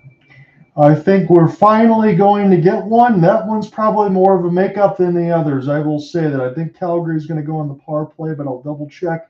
You might be going to break first. Yeah, we're getting a look at it right here. And yes, it's a little subtle trip right there. Sherratt just leaves the stick blade out as Zary tries to skate toward that far wall. And he took the skate blade out from under Connor Zary, and therefore it wasn't a big one. No. It's the littlest of all the penalties, or potential penalties, but that's the one that's going to be called. And so it looks like it's going to be Ben Sherratt heading to the box after this commercial break. Well, we get to see what we talked about a little bit in the open, and Cooper and I mentioned in the first, the Red Wings 32nd out of 32nd on the penalty kill. This is time for the Flames to even it up right now. Honestly, you're not going to get a better chance than this. Yeah, and the way the Red Wings have been playing, this might be your only chance. I do know there's averaging about a penalty a period so far. So I guess you can expect potentially, if you're looking at the math, as simple as it is, that maybe you get one more man advantage in the third, but you can't bank on that. You can't say, we'll do it later. I think now is the time. They've been making those calls. They've been asking the referees to keep their eyes peeled, and they got what they wanted. So you got to make it work right now, John, don't you? Yes, you do. This is where we get a little bit of time. I think I have enough time to ask you here. I know it's pretty much a week from now, so it's going to be hard to ask you to jump on the mic again. But December 3rd, Columbus comes to the Saddledome. And that's at 6 p.m. your time, 9 p.m. Eastern for me. I got that one down as an automatic lock because I don't know if they're going to do anything extra with Johnny Gaudreau or whatnot. I'm going to do that game. If you get a chance, do you want to join in? Yeah, well, I'm glad you brought it up, and that was something that I was going to mention a little bit later. I'm glad you did it now because obviously that's going to be a very emotional game. It's an important game for both franchises, and I can say it's been confirmed that the Gaudreau family will be in attendance for that game, and I can only imagine there will be an honoring of Johnny and Matthew Gaudreau. And if I can, and I will say this, I try not to make it a habit, but I usually let you know a little bit late Sure. when I'm going to be able to jump on. I want to commit to it now, so I'm going to say yes, I will be on there with you. It is a very busy time for me at work, unfortunately, but I think I'm going to be all set to go. The project that I'm working on hopefully will be wrapped up by that time, and I'll be able to get in that game with you because that's a big, big, big game. Yes, it is. Calgary's got a power play. We'll see what they can do with it. Yep, you're absolutely right. So they're 0 for 1. We did mention that the Red Wings took that one penalty in the first, and they killed it. It was that was a little shorty, wasn't it, John? 22nd partial power play for the Flames. So I guess it counts. goes up on the board, but now the Flames doing a good job passing that puck around. Rasmus Andersson with the howitzer, but sends it high and wide on the glove side and cannot keep the rattling puck in at the blue line on the near side. So he'll send it back to his fellow Swede, Mikael Backlund. 1:11 on the power play to go here for the Flames, 11 shots. The one goal has been scored by Detroit on a power play in the first, and now 3:30 to go here in the second. Raz Andersson is going to drop this one back for Zary. Zary drew the penalty, was hooking against Sherratt. Now he will carry in. Zary with the carry. Yes, indeed, I planned that. I've been working on that since this morning. Woke up early to work on that bit. Now Zary's going to backhand this thing around. 45 seconds to go on the power play. And the good job by Huberdeau right there, who keeps the puck in. A pass toward the slot, but no one there for Calgary, and a good clear by the wing. So they are burning through this clock. There's only 30 seconds to go here in the power play for the Flames, and they are looking to get a couple more legitimate shot attempts here, at least one more, you would think, because they've done a good job of passing through their offensive zone when they have had the puck, and which they do right now on a turnover. It's on the backhand for, I believe, Weegar. Yes, indeed, that is MacKenzie Weegar, former Panther.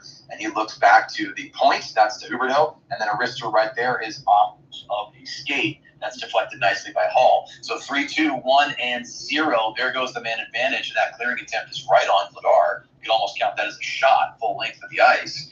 Weegar's still out there. And John Ott, we're back to 5-on-5. Your Red Wings looking good tonight. Now on the backhand, trying to skate through for the Flames is Kevin Rooney, but he loses the handle at the last moment.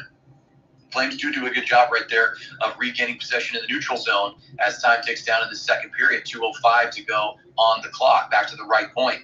Nice little fake right there, and it is wristed back around to the near boards in the corner.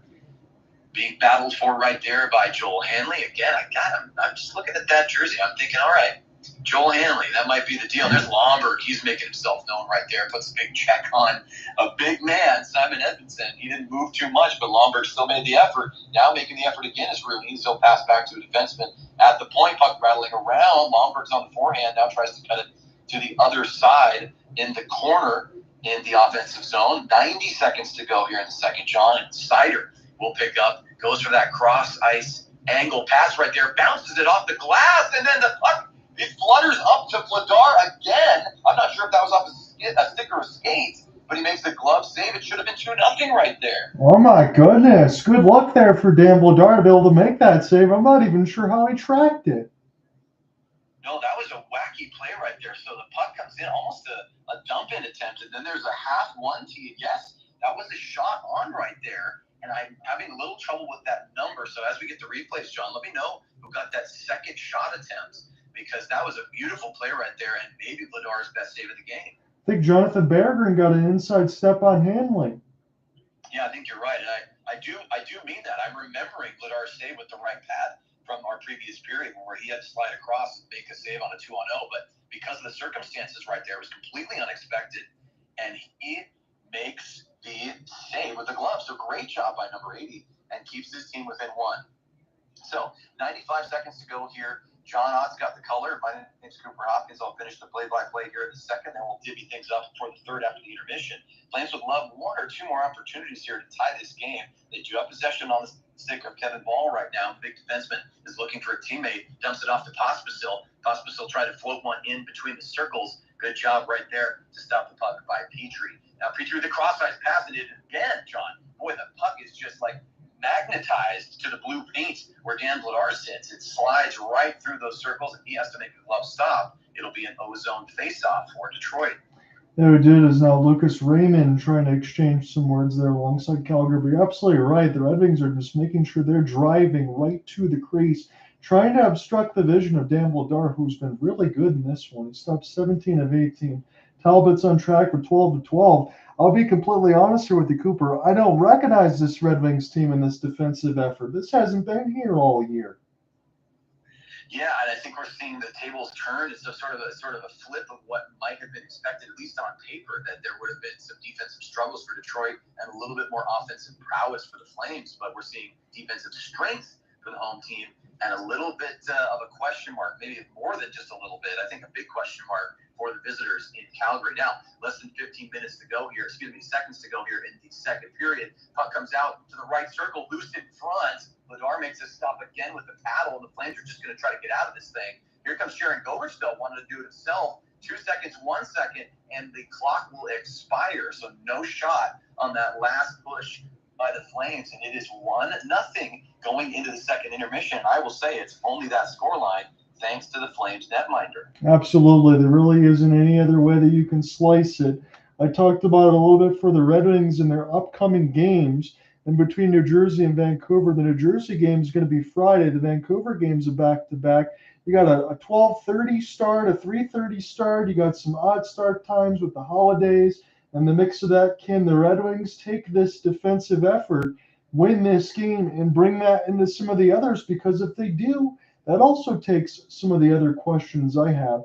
Before we get into the scoreboard, I just want to rest Cooper's voice for a moment here, because there's a couple things I wanted to mention since we're covering the Red Wings for the first time this year.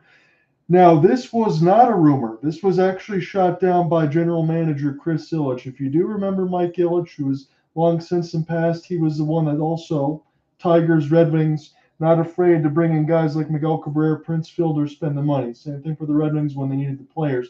It was said now that Steve Yzerman had the deal done with Steven Stamkos, but Chris Ilitch did not okay it. Am I okay with that is the question.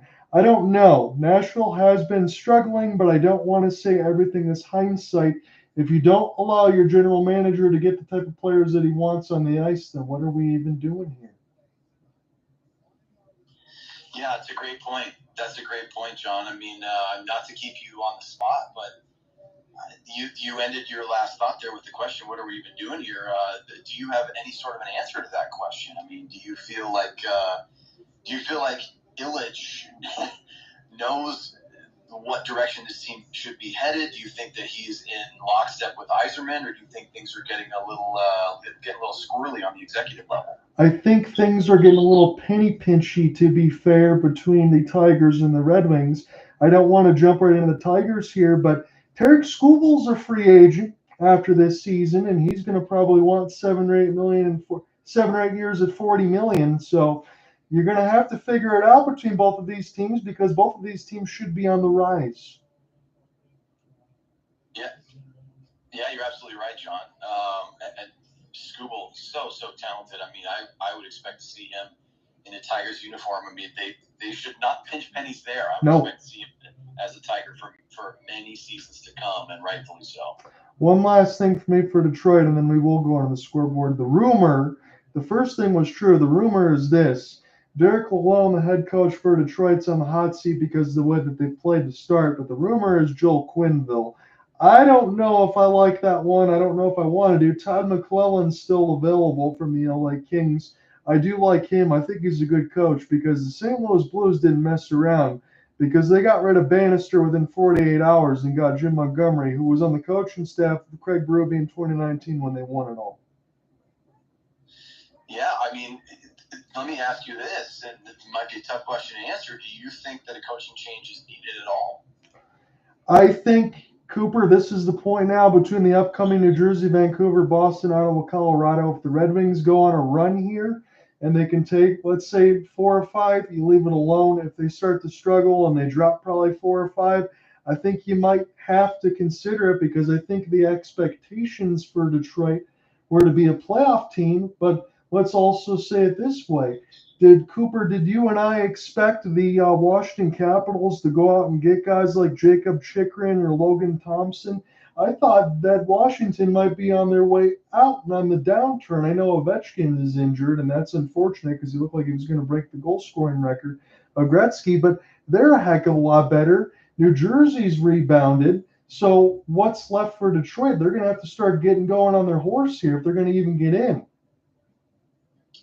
Yeah, no, you're absolutely right. And I just think to myself that it can be a motivator to have a coaching change, but it can also lead to some upheaval. And, right. And yeah, selfishly, I'm pulling for the Red Wings to figure out what needs to be figured out, and maybe find themselves in a wild card spot here I'm not saying there's one easy path compared to the other, either keeping a coach who maybe doesn't have the right formula or, mixing things up and bringing in a whole new system mid-season. Definitely a tough question to ask, a tougher one to answer. I would say stay the course here, and you make a great observation about giving this team and the coaching staff as it stands a chance to go on a 4, 5, 6 game run here, not necessarily having to win all of them, but you'd want to see points in at least 4 out of 6, or John, or are you looking for more than that, or you wanted to see them take full victories in 4 out of 6 or more? No, I'm with you on the points, because I'm looking at the first 40 minutes of this game and I'm thinking the defensive effort is something we haven't seen from Detroit all year. I mentioned maybe about 3 games so far in the stretch of the 22 that they're in right now, maybe 3 games where they actually outshot their opponent. So efforts like this are going to go a long way to thinking that they could be back on track if they can get on a run. Yeah, no, you got it. It's it's such an interesting time of the season as well. It feels like it's early, but it always sneaks up on us when we hit. As you pointed out, we get that American Thanksgiving, which is tomorrow. Happy Thanksgiving, by the way. I know we talked about it earlier, but in case I forget to say it, I'll say it now. Same to you and your family and everything else. I know it's going to be a lot of fun. Again, I'll jump in on the scoreboard really quickly, and then I will give Cooper a critical question, because I do have them for some preeminent teams. So Stars, a little bit of a shocker here. The Blackhawks have a 2-0 lead at the end of the one at the United Center. I'm not going to go in the middle of the actual breakdown of the goals because we got too much to get to. I'm just going to give you the scores. The Predators are in action 2-1 in between the Flyers. That's a team we're going to be talking about. The Predators are 7-12-3 so far in the year. They're just a couple points away from being the worst in the NHL. What the heck happened? Yeah, John, I don't know. You wouldn't think that bringing in Steven Stamkos would be a problem. And not that I'm saying it's the problem, but it just happens to be the Stamkos era now in Nashville. And boy, things have really gone sideways. Not sure how they're going to right that ship. It just has not looked great. And how do you fix that? I don't think there's a clear answer. But definitely a big downturn for a team that was pretty much a playoff mainstay, and I think almost everyone expected them to be right back where they were in the last few seasons. You're absolutely right, Cooper. And alongside that was also Jonathan Marchessault and Brady Shea that signed long-term deals. These are players that have had great production in between the Vegas Golden Knights and the Carolina Hurricanes. There was a lot more expected than this. Yeah, and I think. Listen, there's no real way to decipher what exactly is happening or not happening, and I do emphasize that because my gut feeling is that it's just the new players in a system that doesn't feel right to them. Marchessault we talked about this earlier. It's hard to quantify. I know there's so much analytics and so many numbers that you can look at or deny or analyze. I'm just saying, Marchessault, he always felt like a Golden Knight. I'm not saying every player is going to stay on the team that they're on forever. Stamkos, it just felt like he should have finished his career in Tampa Bay.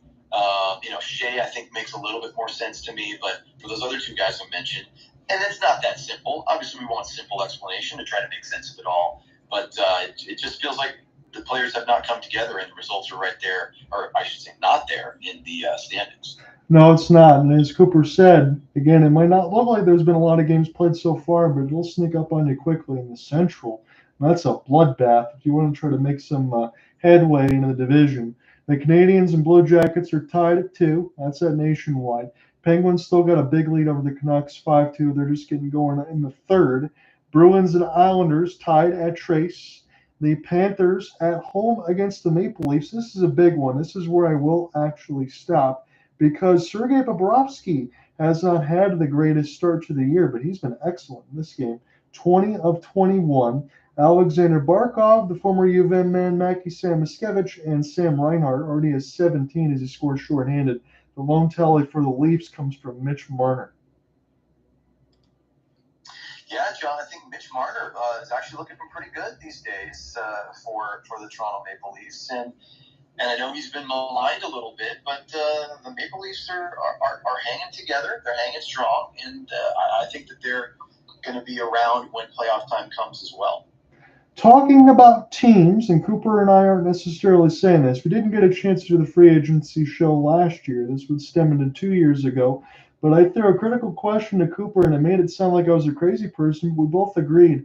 What's the Rangers' window, and what does it look like? Because right now they're 12-7-1. They're still in the first wild card spot, but they're in a little bit of a tough stretch, and they're starting to give up a ton of shots on goal. Again, I referenced that in between the Flames game in which the Flames won, and then we covered the one couple days later, my first chance back with Alec in a long time, when it was the Edmonton Oilers just destroyed the Rangers, but now they're losing 4-3 to the Hurricanes. So we'll continue to monitor to see what happens at MSG. Yes, we will.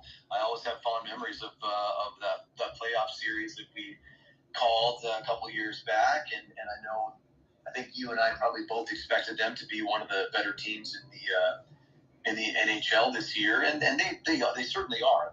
They are looking good, but have not had the easiest path to their current record. And I also think about another East Coast team that's been really struggling lately, but has gotten a couple of points here. That the Florida Panthers, John. Boy, I think they lost. Was it 5 or 6 in a row? And really stumbling, but I think they might be turning things around.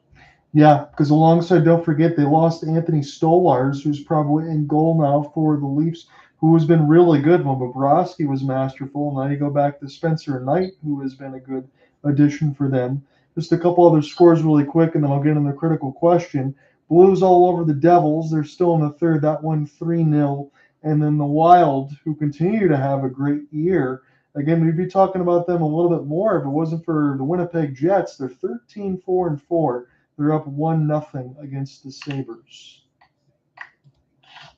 All right, so now I'm curious. You've been setting us up. Give me your critical question. Is it about the Flames, or are we going away from Alberta for this one? We're going away from Alberta, but not too far. We're going to talk about a rival, and we're also going to talk about the Colorado Avalanche. Is that okay with you? Okay, let's do it. Okay, because this is a critical question for me. I know Alex Lyon is injured today, and I know you got Dan Vladar, you got Dustin Wolf. You think about some of the goaltenders that are out on the horizon, but I'm talking about teams that actually need them. And again, I hate the bag on Stuart Skinner, but I got to do it. I talked about those goals saved above expected earlier in the first. Stuart Skinner is a minus 6.8. Calvin Pickard, again, back up about minus 2.5. So you think if the Edmonton Oilers are going to try to win a Stanley Cup, this would be the time, especially because, Cam Talbot, guys like that, Alex Lyon, free agent, only signed for the year, you could make that adjustment. But the Colorado Avalanche, this is even worse. Alex Georgiev is a minus 12.5. Oh, John, yeah, listen, we were talking about the Penguins, we're talking about the Rangers, we talked about the Predators. Those who are on top don't stay on top forever. Is that what we're seeing for the Avalanche? I know it's a critical question. I do this probably far too well. I don't mean to spin it right back to you, but let's just make it a conversation with what time we have left here. Are we starting to see things shift in a more fundamental way for Colorado?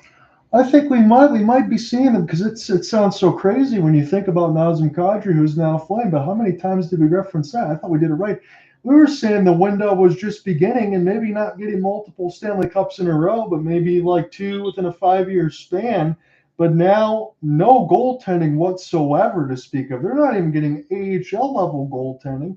Joe Sakic's got to be beside himself. I mean, that's the biggest fix that you can make. But I also throw it to you like this. If teams know you need it, they can hold you at ransom and you don't get the value that you want. Yeah, no, you're absolutely right. The Avalanche finding themselves in a little bit more of a conundrum than they're used to being in right now. I just think there's so many interesting things happening out west, led by the Winnipeg Jets, and looking at what the Oilers are hoping for, expecting, looking at what the Avalanche have been and what they may no longer be. There are almost too many questions to even wrap our arms around, our minds around. Even what the Flames, listen, bring in full circle here, what the Flames have been doing. Is it sustainable? All these kinds of things. It's a fascinating year, and a year that we may be seeing some real change for a lot of teams.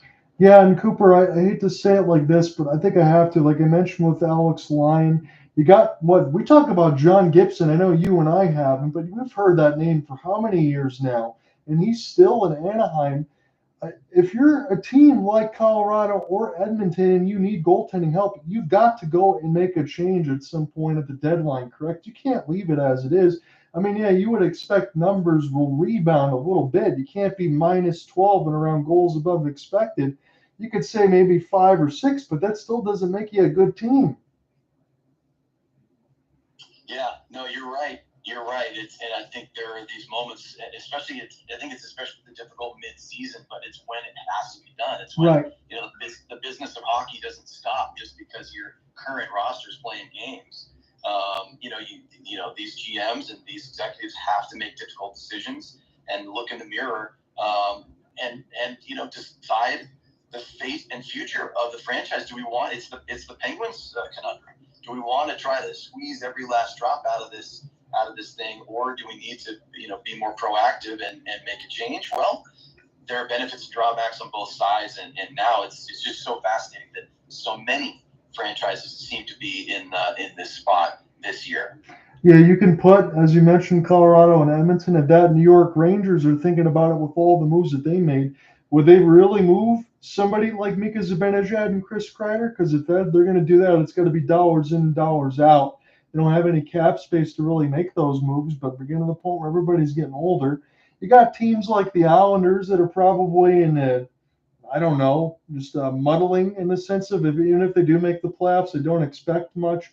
But you also have, again, for the Rangers, Igor Shesterkin is a free agent, and you got to imagine he's going to command double digits on the salary cap. I'm not sure how much money Chris Drury has, but guys are going to get paid as well, and they're also going to lose Jonathan Quick, who's also been really good this year. But I can't imagine even how much Igor Shesterkin's going to command. Yeah, just massive. Just it's major, and even when sometimes these players who are going to command big numbers are underperforming slightly. I mean, it's just they're the known entities. It's known what their high water marks are, what they can bring you, and of course the hope is even if they're having a down stretch or even a slightly down year overall, that you're gonna pay that money because who else is going to do it? Well, you want somebody who's proven they can do it before, even if they're not at that moment.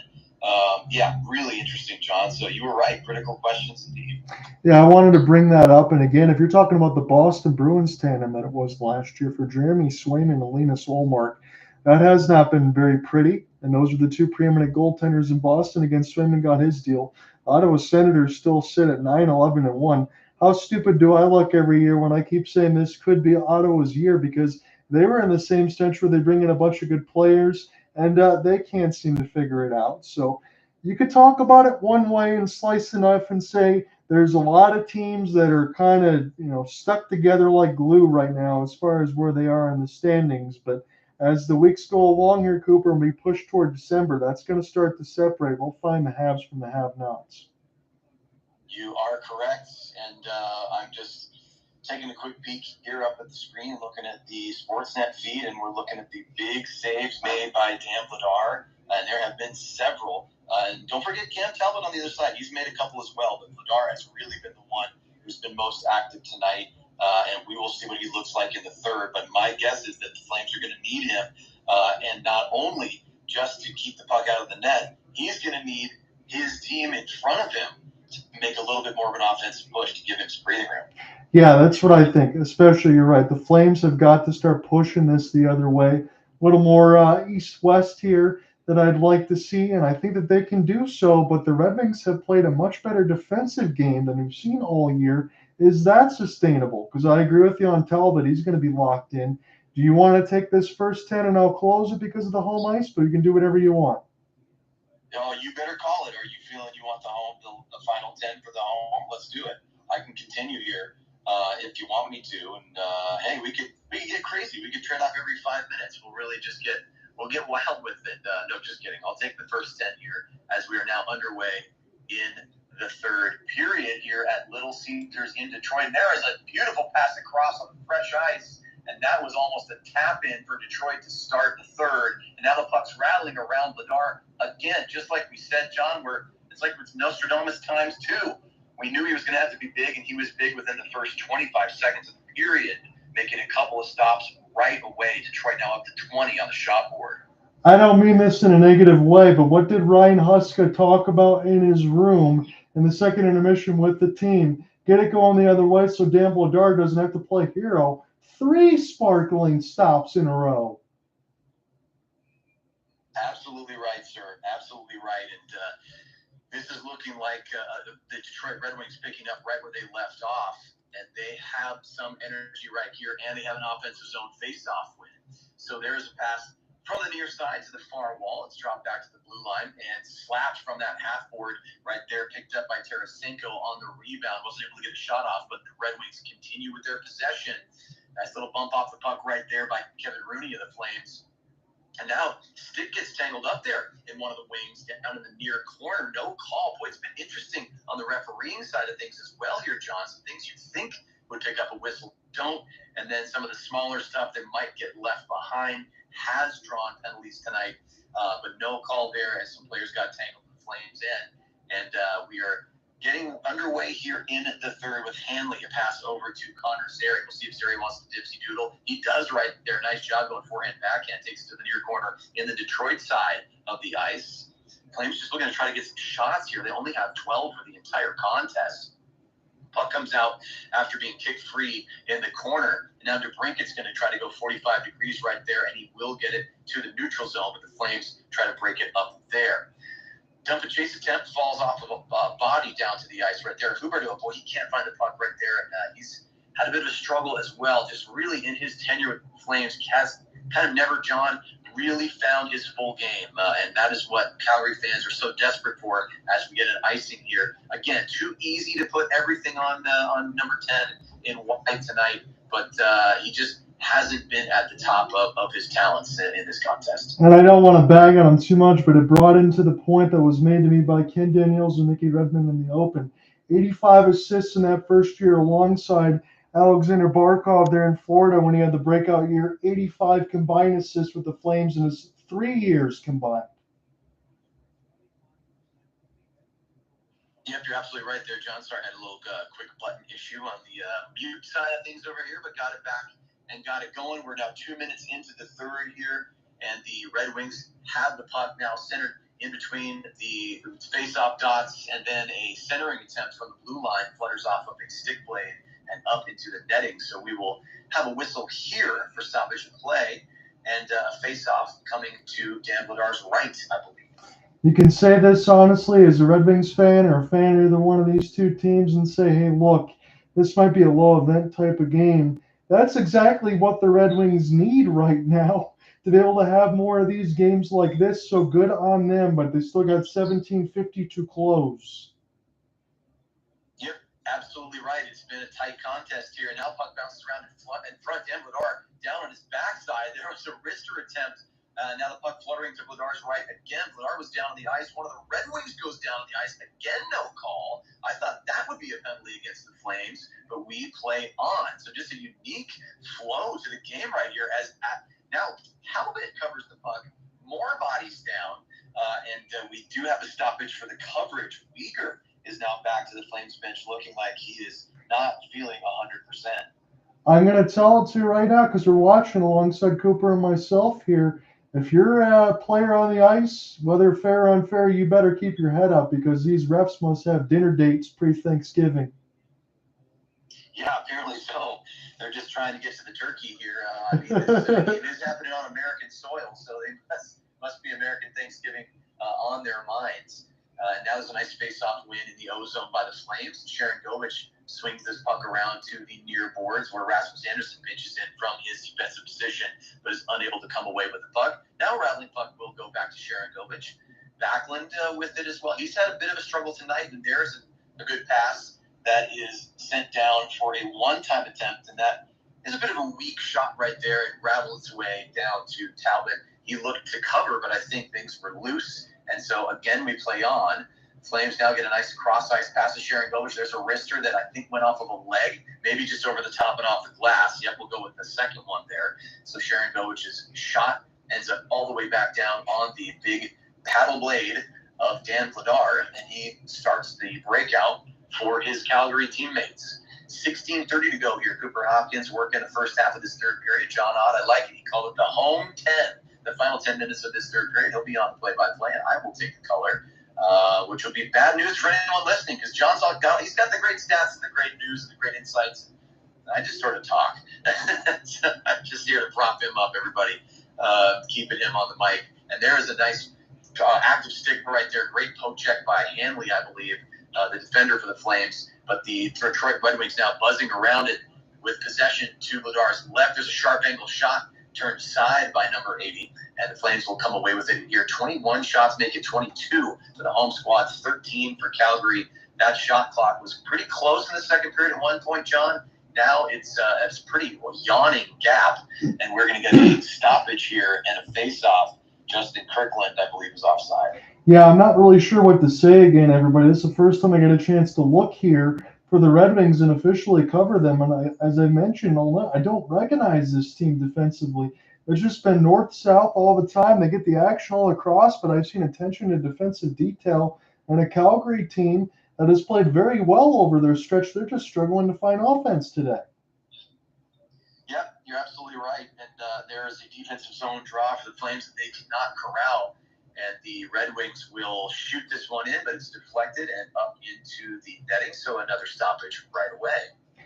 Another one of these games right now that Cooper, when we covered the first time, it was pretty close in between Detroit and Calgary. Sometimes you might get those ones where it goes a couple more goals after and we see what happens. But Calgary only needs one, but they've got to commit some sort of attack, even if they have to press a little bit.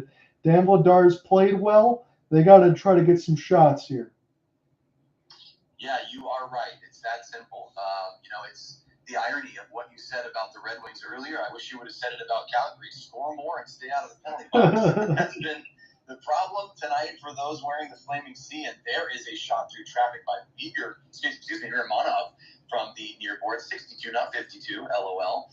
And a clearing attempt right there does go across too many of those red lines. So we have an icing. And the Flames will have an offensive zone draw. Well, take whoever you think right now, Cooper, the obvious statement of the century. Whoever your best face-off man is, I don't care if they're tired. Use it here, get some shots to the net, make Talbot work. Yeah, no question about it. It's that simple. I'm glad you said it out loud. Hopefully someone with those vibrations. You're closer to them than I am, John. I'm thousands of miles away. You're a few minutes away, or more or less, maybe an hour. How far away are you from Little Caesars right now? Probably about an hour, yeah. There you go. Okay, so hey, I remember what you said. Talking about where you are in the great state of Michigan. So inside 15 minutes to play now. 22 shots for Detroit, 14 for the Flames. Boy, they are inching that count up too slowly, and that's what John is talking about. Got to make Cam Talbot work. Boy, nice job right there on the check, on the entry right there by, I believe that was Petrie for the Red Wings. And the Flames are taken off the puck by Sherrod. But good job right there. Nice back check. Kadri now active. He's battling against Sherrod in the near corner. Good camera angle right there of number 891 going toe-to-toe. And neither team right now has come away with it. Now finally the Red Wings do. They will scoop this one back to center ice. Flames going to go for a partial change here. Nice job by Hanley to fake the backhand pass and spin it around to the forehand. Flames down 1-0 here, as has been the case since about halfway through or so, roughly, in the first period on a power play goal for Detroit. Puck back to the center line, ice, and there's a nice active stick right there, almost a breakaway. That was a beautiful play by Fisher. And now, on the backhand, there's a shot that deflects through some bodies. My goodness, the Red Wings jumped right back on it in this shift, and looking very, very good. They send the puck back in into the near corner on the left side, if you're following along, of the left side of your radio dial. Now on the backhand, Vladar send it to Romanov. The Flames will try to get out of their own zone. They finally do, and the puck's at the big wing wheel and taken right here by Coronato. Coronato took that first penalty for the Flames way back when. That sort of started the trouble after the Flames had a really nice first 5 minutes or so in this game, and the ice was tilted, as we mentioned at the time, all in favor of Calgary. But that feels like a distant memory, my friend, as we have 13-15 to go here in the third at Little Caesars. Flames coming through it again. Boy, it's Zary. He really wants to do it all himself tonight. Again, I said he's not trying to be a hero. I'm not implying that, but he really likes to show off those hands. He's got the puck again now, 2-on-2. Drop pass right there to Ball. There's a save off the blocker of Cam Talbot. And will we have a penalty here? Yes, we certainly will. Zary with a fantastic shift draws a penalty at the end of it after multiple good efforts. And the Flames have got to strike here as they will have the power play. Absolutely, Cooper. You nailed it. I was just going to say, funny as it is now, as the Red Wings go to the box, and deservedly so, Seider's going to be the one to take it. But Connor Zary, talking about showing off those hands all night, hadn't had any reinforcements behind him every time he's driven to the net, which seems wildly unfair, but then he single-handedly draws it there on Seider. And as you said, got the score here. Yep, and John, I have to ask you for a favor. I will be very quick, I promise. But if you could just improvise for a few minutes for the listeners, I'm going to run to the restroom. I will be right back. Okay. So, again, we went through a little bit in the scoreboard. We'll try to get you some finals here as they come across. Again, Canadians, Blue Jackets still tied at 2. Canucks trying to get back into this as She-Laws have given up 5. But Pittsburgh, it's 5-3. Bruins and Islanders tied at 3. Panthers still ahead 3-1. And the Capitals and Lightning, the Caps get 1. We'll double check to see who scored that one. Again, they're going to be without Ovechkin probably for the next 3.5 weeks or so. Dylan Strome with the latest from Taylor Radish and Alexei Protas. Vasilevsky, the Big Cat, stopped 19 of 22. And Charlie Lindgren getting the action today, 17 of 20. So we'll keep you abreast on those scores as they continue to follow along. But boy, oh boy, I got to stop here one more time on this one. Chicago Blackhawks are big on the Dallas Stars. Peter Mrazek only had to stop 13 of 14. But now Connor Bedard on the power play, I think it's been about 15, 16 games since he scored. And Taylor Hall with a couple in the first with Teuvo Teravainen. They're up 4-1 on the Dallas Stars at the United Center.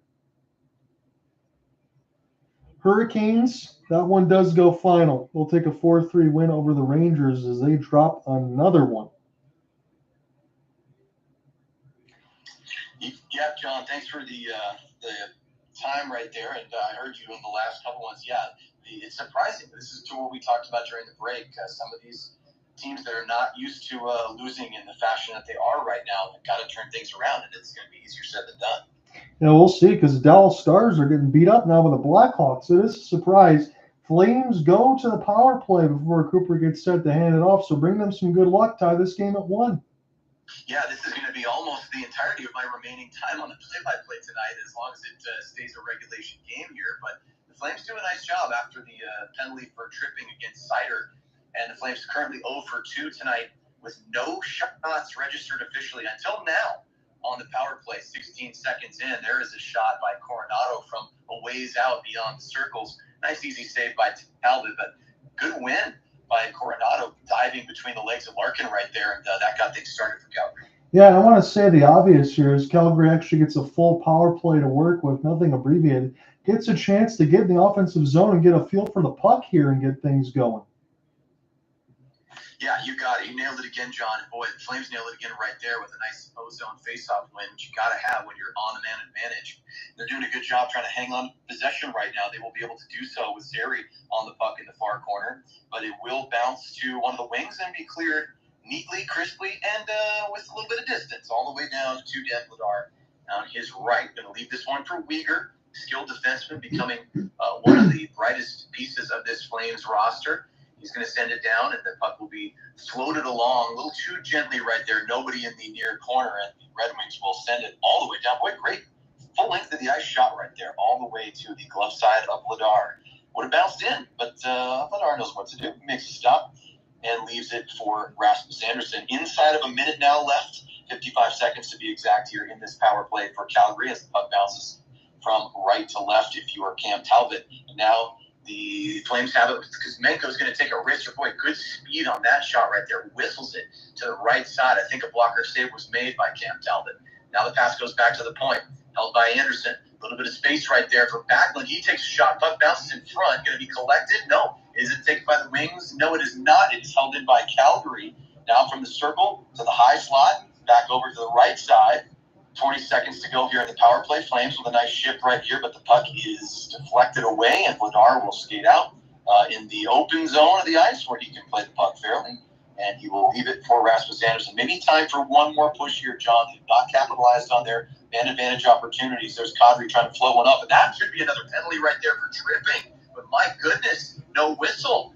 I cannot believe now there's another one. That's Kevin Rooney who went down twice. And there's a centering pass right there that finds no one. And you got a breakout right there. Tried to bank past it, did the Red Wings, but it was a little too sluggish to break the full 1-on-0. And that will be a stoppage after the hold by Weegar. Boy, a wild sequence there, John. Tell me what you think about Rooney going down twice and then a missed opportunity for Detroit. I'm going to say this now. Kevin Rooney on the second opportunity absolutely got tripped. I think, again, these refs, this has been an awfully officiated game, and I just got to be completely bluntly honest. Yeah, I mean, listen, I didn't mean to force you to say that. I think if these were two neutral teams, Yes. teams in the league, I would feel that way. Not once, but twice. And John, you're right, especially on the second one, as Rooney's just simply trying to work with the puck between his skates. He gets hauled down. I'm very surprised that was not an additional penalty against Detroit right there, but that's the way it goes sometimes. With 10:25 to go here in the third, the Flames cannot find the answer with the advantage. They're going to have to do it at 5-on-5 or some other way, and I do think we have a whistle right here. I think we're looking at an offside, and we do have, yes, we got a shot at Talbot there, so I think we got an offside, and we'll have a face-off outside the zone, John. Yes, we will. Honestly, I'm left speechless as far as what we've seen. I guess sometimes you can say that's the way the cookie crumbles and the way the game goes, but I don't like saying it that way because if you're a team that's committing infractions and it's not called, what's going to stop you from keep doing them? Yeah, another good point from you, my friend, and I'll take this next sequence here. Zary loses an offensive zone draw, and the puck is held by Detroit and then sent out. I'll let you jump onto this thing. Maybe right now I'll give you a little extra time because you know what? This is Detroit after all. So with 10:15 to go and an icing call on the Red Wings, it's going to be John Ott taking over the play-by-play duties, and I will head back to my seat as your color commentator. Well, I appreciate that, my friend. And again, that's not just me saying it. 10 out of 10 job from you. We still got 10:15 left to go in this third. The shot board reads 23-18 for the Red Wings. If you were just joining us early, you would have not expected that to be the case. It's going to be JT Comfort against Connor Zary here in the circle. And we will take a few extra beats here before we actually get to drop the vulcanized rubber. This is an offensive zone draw win for Calgary. Try to send it in deep and out. Stretch stick there for Petrie as Red Wings now try to pick it up. Now in for Coleman. Huberdeau. Take this one to the ice. Let's stop by Talbot. What a save as he slides over. Yeah, that's a big play right there. And, we did mention that Talbot was going to have to come up big at some point. He did right there. He'll probably have to once or twice more before this thing is all said and done. But we hit the halfway mark of the third period. The media timeout is here. And, boy, Talbot looking unshakable tonight. Are the Flames getting goalied a little bit, John, or are they just really not generating top-end scoring opportunities? If I will be very frank and say maybe 90% not generating enough and 10% goalied. Is that fair?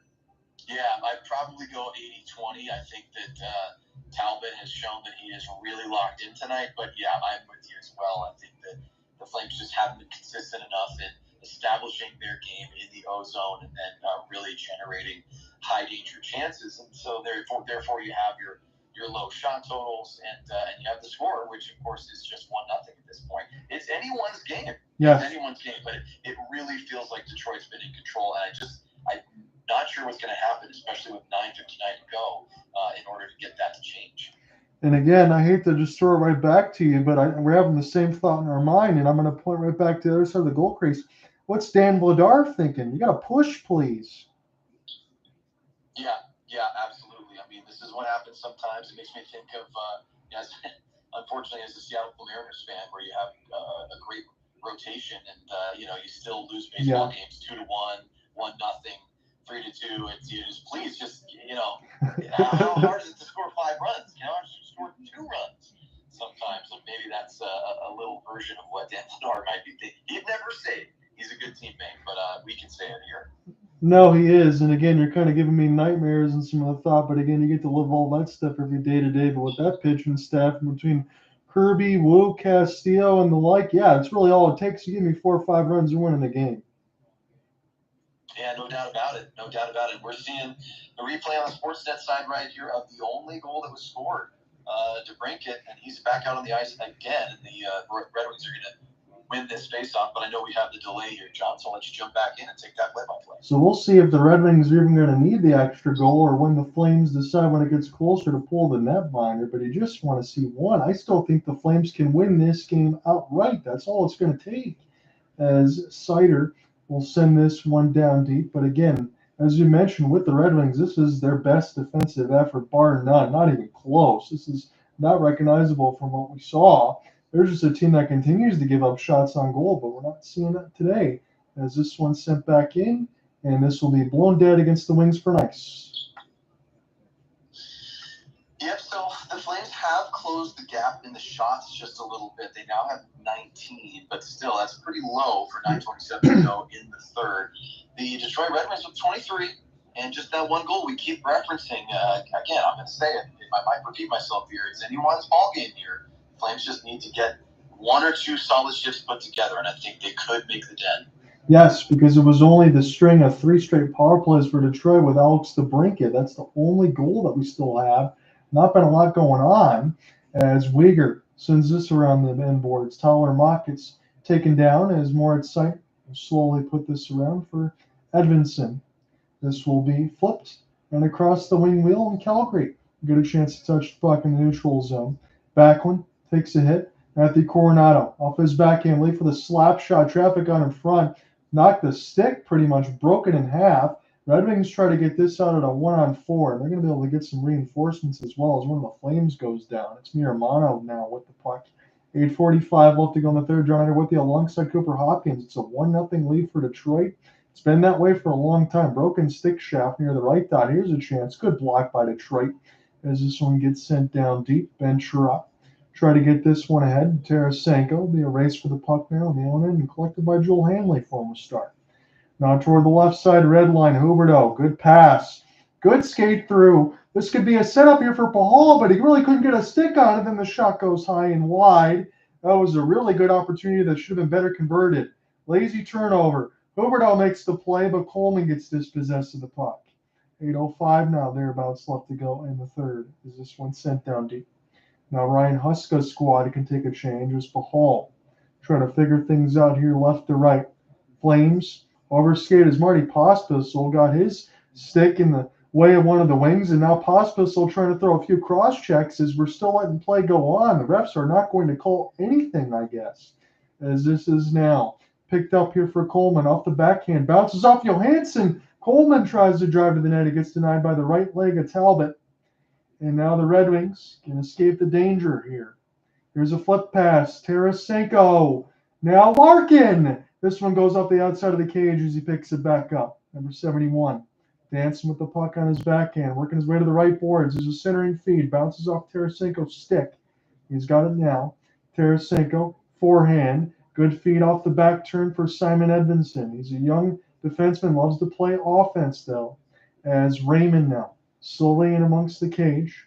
This is picked up by the Flames. Rasmus Andersson will watch this bounce too far from him. Numbers for Detroit. 3-on-2. Raymond fires mercifully wide. I don't know how he didn't even hit the net there. As it's Moritz Sider. Flip pass. Edvinsson will take the smart shot. Dan Vladar gets handcuffed, but he'll play it. And the Red Wings almost steal it. Flames now will send this back. Red Wings forecheck is humming a little bit here. Jonathan Berggren out there with Casper trying to find it. Berggren will spin. This will go to the Flames. Rasmus Andersson will use the glass. Successfully get it out to the neutral zone. Red Wings cough it up, though. Have to get back onside the Flames. Here's a chance for Miramonov. They'll send this back around the embankment here. Veleno off the pin. Here is Petrie in his own end with Chirot. Flames now have to turn the heat up in the kitchen here, and I'm going to use that pun. They got to get some shots here. They're running out of time. 6:05 left to go in the third. This one's sent back now for the former Vegas Golden Knight, Daniel Miramonov. This is picked off by Tyler Mott, but only momentarily, as the Flames now have in the offensive end. Here's a shot. This one goes wide. Huberdeau can't corral the puck as Pahal will take this one to the right side diner for Coleman off the give and go. Pahal near the right side red line, dispossessed by Mott.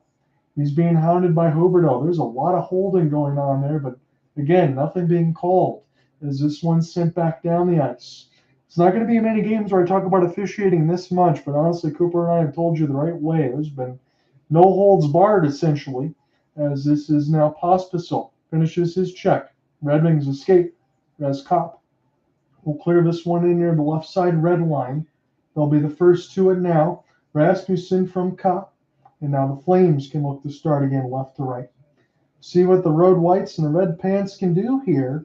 Haven't had a chance to get a lot of shots on goal as Andrei Kuzmenko off the spin and turn tries to leave it, but it goes right to Kopp.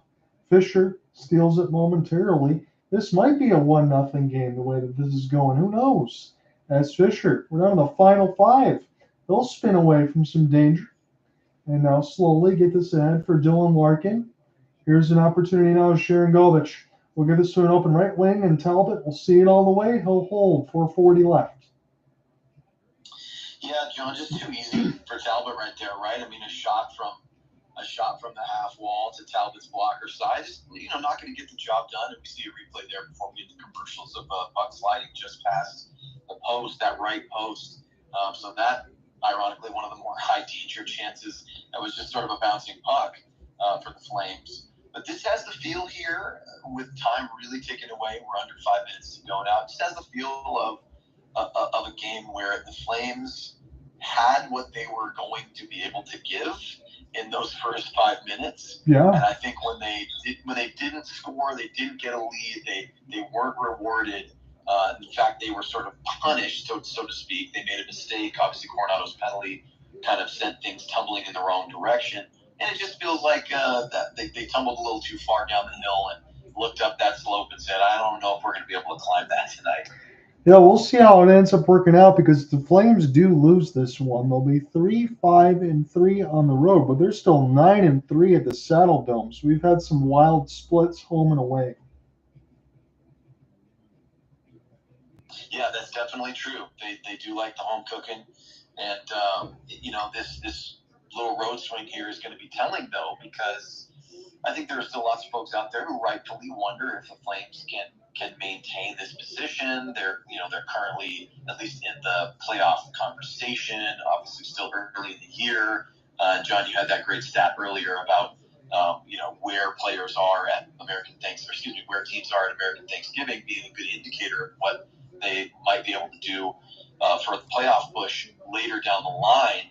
But I want to see, hey, you're talking about the Red Wings. I want to see what the Red Wings do over the next 4 to 6 games, points-wise, wins-wise. Well, you know what? I want to see what the Flames do. Same thing. And over the next 4 to 6 games, points and wins-wise. Yes, it is. It's really critical right now because we talk about it. The teams that are above that playoff line, as you mentioned, will hammer that down. 81% of them make the playoffs. Again, the Red Wings were the exception. But I will say this, they missed Dylan Larkin a ton down the stretch with injury. If he was there, the Red Wings would have comfortably been in.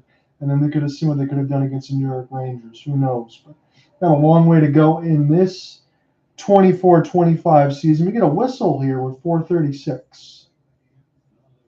Now, John, this continues our theme of the night. I'm not exactly sure what's going on here, but it could be something involving Jonathan Huberdeau.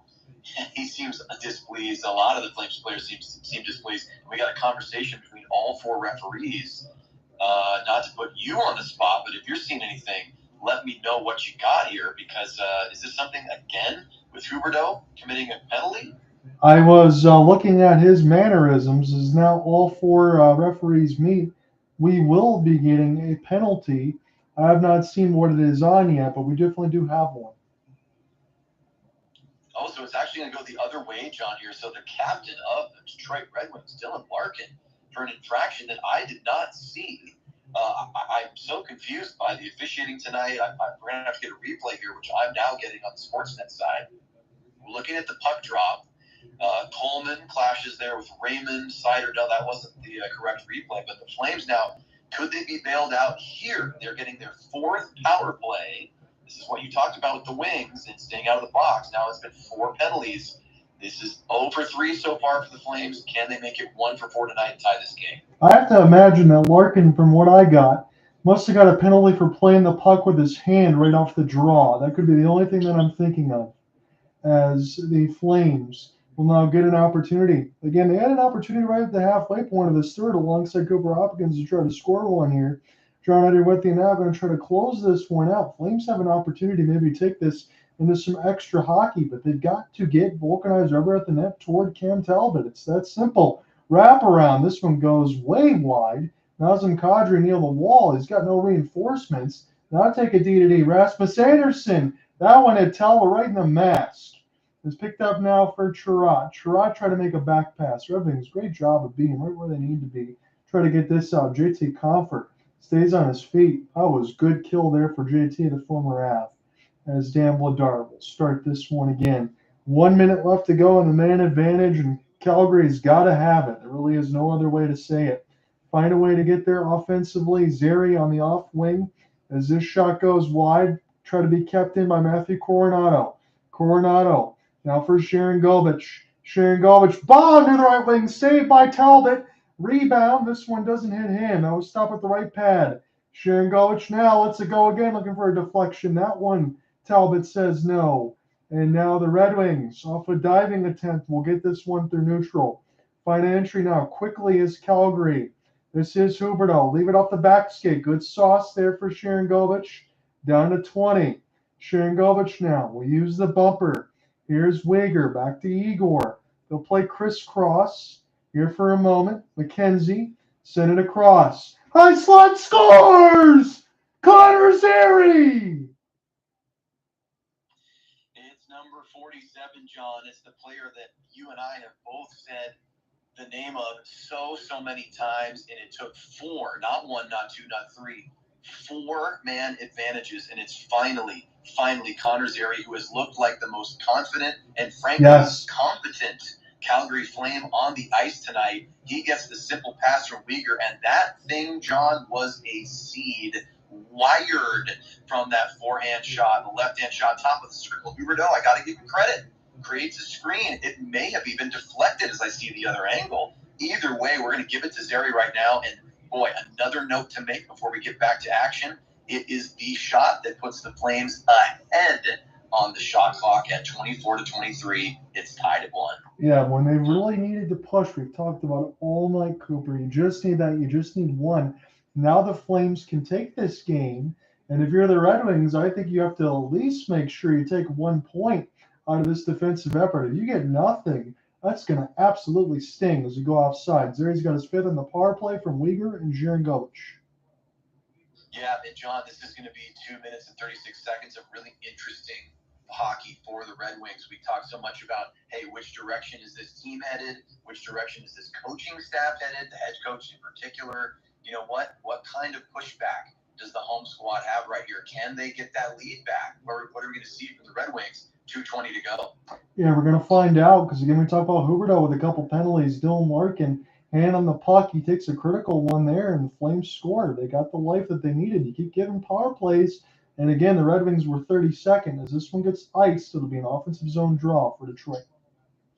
Yeah, and you know, John, it's you really set it up earlier, and it just shows how well you know your team. And now we're finally seeing a replay there. You are correct. That was a hand pass by Larkin on a face-off draw that then ultimately led to a penalty and the Zary goal. But the Red Wings score more, take fewer penalties. Unfortunately, now they have 4 penalties, only 1 goal. They've had multiple chances, have been right around it. A little bit of bad puck luck. But the Detroit Red Wings could not get a bigger lead. Therefore, it is tied 1-1. I do want to credit Detroit Sports, I'm going to say FanDuel Sports Network. 50% of Calgary's offense comes in the third period. Slap shot from Chirot, saved by Vladar. So they do their best work when they need it.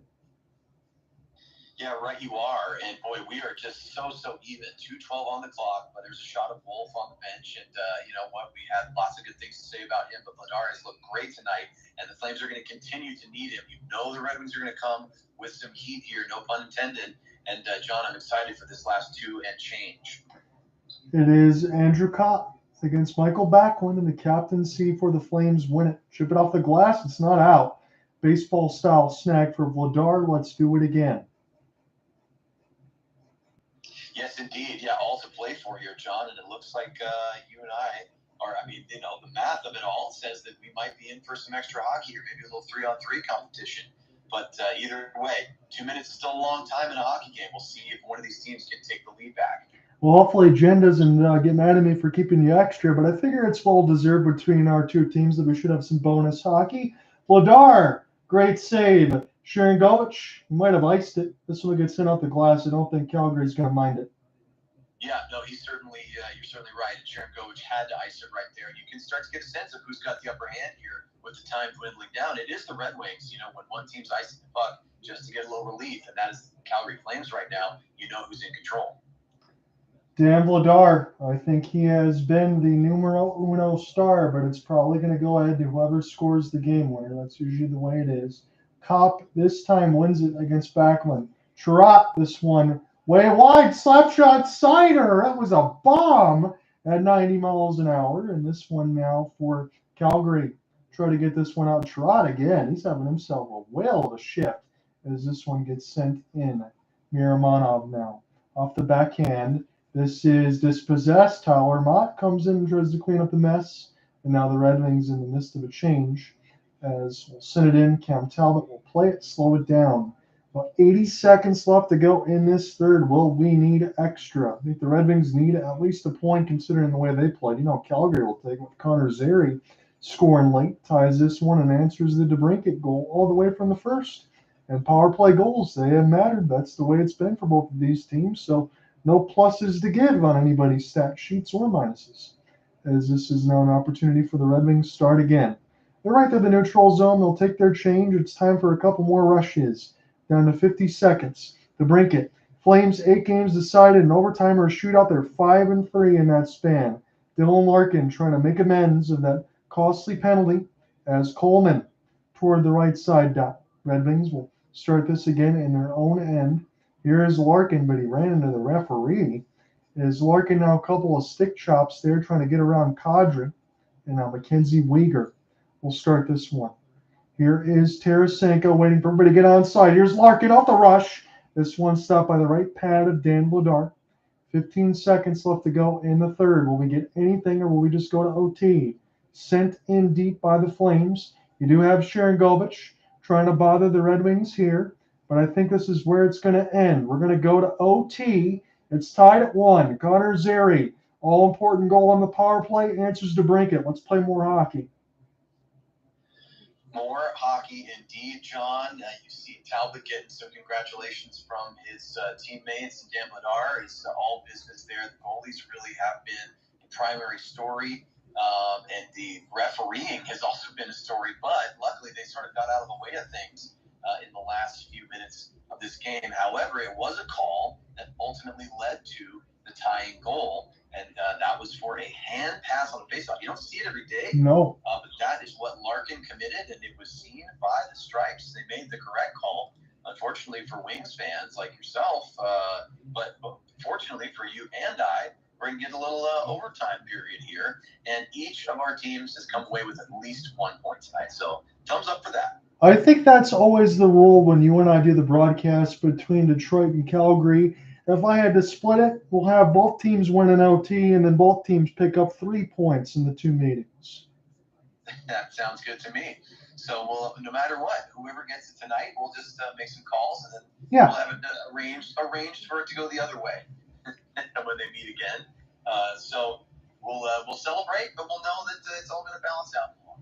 Well, it looks like right now, unless the Stars have some sort of comeback in them, Blackhawks score again. They lead 6-1 going into the third period. My goodness, that is quite a scoreline. And not what we have here. We got ourselves a really, really tight hockey game. The Flames tie it late. Connor Zary with a nice wrister. Huberdeau skated through for a little bit of a late screen on that one. And now, after a quick break, Weegar will head back to the crease. We get a shot here on Sportsnet side of Weegar, having a quick discussion with one of the referee foursome, and we'll see if the goalies continue to be the story here in 3-on-3. They usually are, John, because you've got to expect that the offensive chances are going to increase by quite a bit. I would have to think so. Connor Zary looks to be the first to it. Don't ask him to not be any less confident with 3-on-3 and more space on the ice. That's my call for the OT winner for Calgary. And for Detroit, I'll go ahead and throw a name out there that needs to get on the score sheet. Vlad Tarasenko. Yep, that is a great one. And we're going to get puck drop here, sir. So I'll let you continue. Your home advantage on the play-by-play rolls on. Overtime begins. Give me your winners for both quickly. All right, I'm going to go with your man Kadri for the Flames, and I think it's going to be Raymond coming out and getting one, maybe unexpectedly, for the Red Wings. See what we got here. Lucas Raymond now on the forehand spin. This is a bad giveaway. Kadri now off the one-on-one. He gets dispossessed for a moment. Pick it up again. Another one of these Flames games that we get to call OT, but this is now between both of our favorite teams, so I'm just happy both teams picked up a point right now. We'll see who gets the extra. Nazem Kadri, right wing. Spin, turn, backhand. Talbot will hold in between the 5-hole. Interesting choice right there. I do like this shot. Backhand's notoriously tough to stop, but tough to predict for goaltenders. And, hey, Kadri must have heard me. He at least tried to prove me right there. But great positioning by Talbot, and he makes it look easy. Squeezes those biceps into the rib cage, and the stop is made. My question now got answered by the camera shot where they're going to double shift that line. And the Flames will go ahead and take their change. It's going to be JT Compher against Igor Sharangovich on the draw. Sharangovich does win it, and we'll see if they can hold it in. Rasmus Andersson's going to elect to peel back. Take this in his defensive end again, 3-on-3. If not, we go to shootout here. As Sharangovich, here's a wrister. This one goes way off the glass. He'll be sent back down. Jonathan Huberdeau, last man back. His pass didn't have a lot of gasoline on it, but Rasmus Andersson thankfully was there. Huberdeau, backhand. It's 3-on-1 right now. Sharangovich, this is in between a couple of skate plates, but Igor will get a chance to pick it back up. 3:50 left in overtime should we need it. As Rasmus Andersson try to skate now. Huberdeau gone to the left. Here's a spin around the net for Rasmus. Does not shoot on the 1T. And back to the neutral zone again as Rasmus will take his change. And Sharangovich, as the Red Wings crowd continues to boo because you want to play with the puck, but I don't blame any overtime teams for doing that. I don't think the NHL should change the rules. You got to earn the puck if you want it. Here's an outstretched feed. Edvinsson tried to get a break pass, but Calgary wins the hybrid ice. Yeah, icing right there, as was indicated by basically every Flame that was out there. Hey, don't forget to whistle for the icing because the whistles have been swallowed sometimes by the Stripes tonight. They were out for that one, correct call. And we're going to see Larkin back out there for Detroit, as well as looks like Weegar staying out for the Flames, and it's going to be captain on captain here. I think Backlund out for Calgary as well. Face off at center ice. So center ice draw, and as Cooper set the scene, it's Dylan Larkin and Michael Backlund. They give Larkin about a 6% advantage to win the draw. He will. He doesn't want to commit any more penalties here. They're going to need him. So Dylan Larkin start this one in behind his own cage. 3:05 left to go on this OT. Break pass. Seider. He roofs it high. My goodness, he didn't even hit the net. As now Calgary will try to take it the other way. Here's an outstretch. This will be sent back around the end boards. Man, Moritz Seider was all alone as Lucas Raymond now work his way forehand spin. Try to get pinned against the glass. Lucas Raymond, as this will go back to number 71. 2:35 if we need it in the OT. And it's tied at 1. Connor Zary just scored the latest goal to get us to this point. Dylan Larkin now. High slot. Still dancing with the puck. We'll take it across the wing wheel logo. Seider still out there after he just missed on an open breakaway, which would have won it. Seider really taking his time here, as this will be an opportunity now for Detroit to start again. Find an entry near the right side wing. Gets around everybody. Here's a pass, but this will go back and be funneled into the Red Wings end. Cam Talbot's going to stop it. You got Tarasenko on the off wing. Marco Kasper with Tarasenko. Tried to leave it there for Vlad. This one turned over. We get a whistle, 154. Yeah, John, so another quick discussion here. This is going to be a penalty, potentially on Rasmus Andersson. Connor Zary, now there's a shot of him on the bench. Do we have too many men? Blake Coleman, furious for the Flames right now. Michael Backlund, Ryan Huska, the coach of the Flames, trying to get an explanation. Looks like something bad is happening for the visitors. That's what Ken Daniels and Mickey Redmond are saying on the other side, maybe too many men. I'm trying to refresh on my own side. It looks like that could be the call. I think we're going to get something here.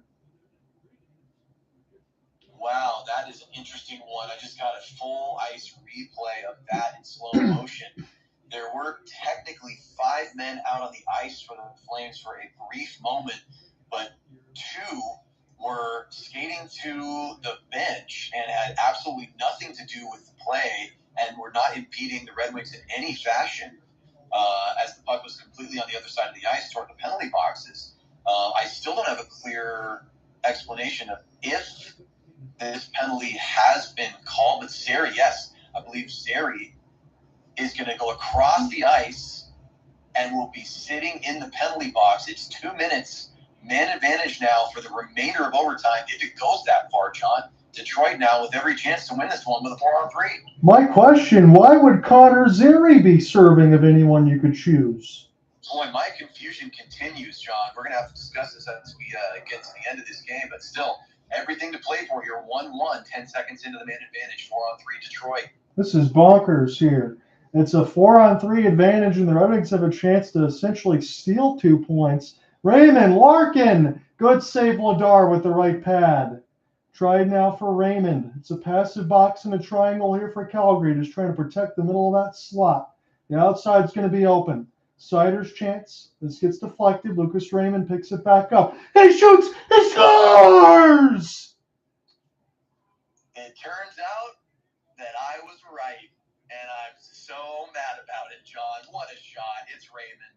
Number 23, white on red, those digits, and man, he is feeling good right now as he celebrates with his teammates. Cam Talbot, a fantastic performance throughout the night, lets in just the 1 power play goal on the 4th man advantage opportunity for the Flames. Boy, and the Calgary Flames not pleased as they leave the ice here at Little Caesars. Blake Coleman, very frustrated. You can see the dejected look. Huska left the bench instantly, but my goodness, John, what a shot and a hard-earned victory. You got to take your opportunities. That penalty was called. Detroit didn't ask for it, but they got it, and they made the most of it, John, and they come away with the win.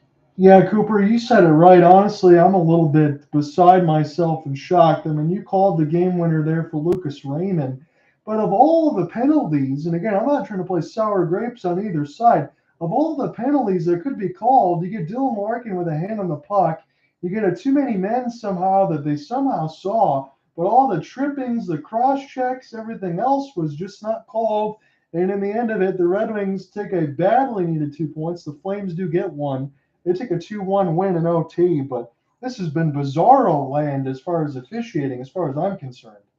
Yeah, it continues in a way. I'm sort of in a backwards way. I'm excited because about the strange officiating, because there's always something unique. I mean, we've done many games now, and I know we don't do them as frequently as we did a couple of years ago, but I think let's try to change that. Let's keep this thing rolling. But there's always something interesting, and that is what falls into the category for that tonight, clearly by itself. The officiating was just odd start to finish. As we said, things that should have been called weren't, that you and I both saw and agreed upon before we even spoke about them. Just as fans, those who pay attention to hockey and the way that calls are normally made, just nothing felt normal or standard tonight. And even all the way down to that final too many men, one that probably didn't need to be called. The Flames were making no effort, certainly no effort to be cheating, basically, to be in the play with extra players, and affected the play in no way. But it makes me think of other sports like football, etc. Even if there's a holding across the field on a play where a running back runs for a touchdown, 50 yards away, it's still a holding call. And so, you know what? The Red Wings needed to step up, do what they did, and that was win. Raymond with the wrister for the victory. What do you think, my friend? What do you think? I will certainly take it. I think this has been the Red Wings' best game of the year. I know it sounds weird because the scoreline is where it is, but talked about it, the defensive effort has just not been there, but it was tonight. And you have to say it in a vacuum, the way that the Calgary Flames have played, this has been a game you could think the Red Wings could easily lose by multiple goals, and I think they stood to the level that they needed to tonight. Yeah, and so with that, I believe the Red Wings are now at 10 wins. Is that correct? 10-10-2. And the Flames will fall to 12-8-3. So the Flames, after that hot start, it is kind of coming back to reality. Not 12-8-3, excuse me, 12-7-4. But still kind of coming back to reality a little bit for the Flames. Or do you think that the Ottawa loss and this overtime loss are just little hiccups and they'll get back to things maybe in the next game? I think where the Flames are right now and the goaltending that they've gotten between Vladar and Wolf, I'm not concerned just yet. I think they'll pick it back up. Well, I hope that you have as much success with that prediction as I did about Lucas Raymond. That's all I'm going to say.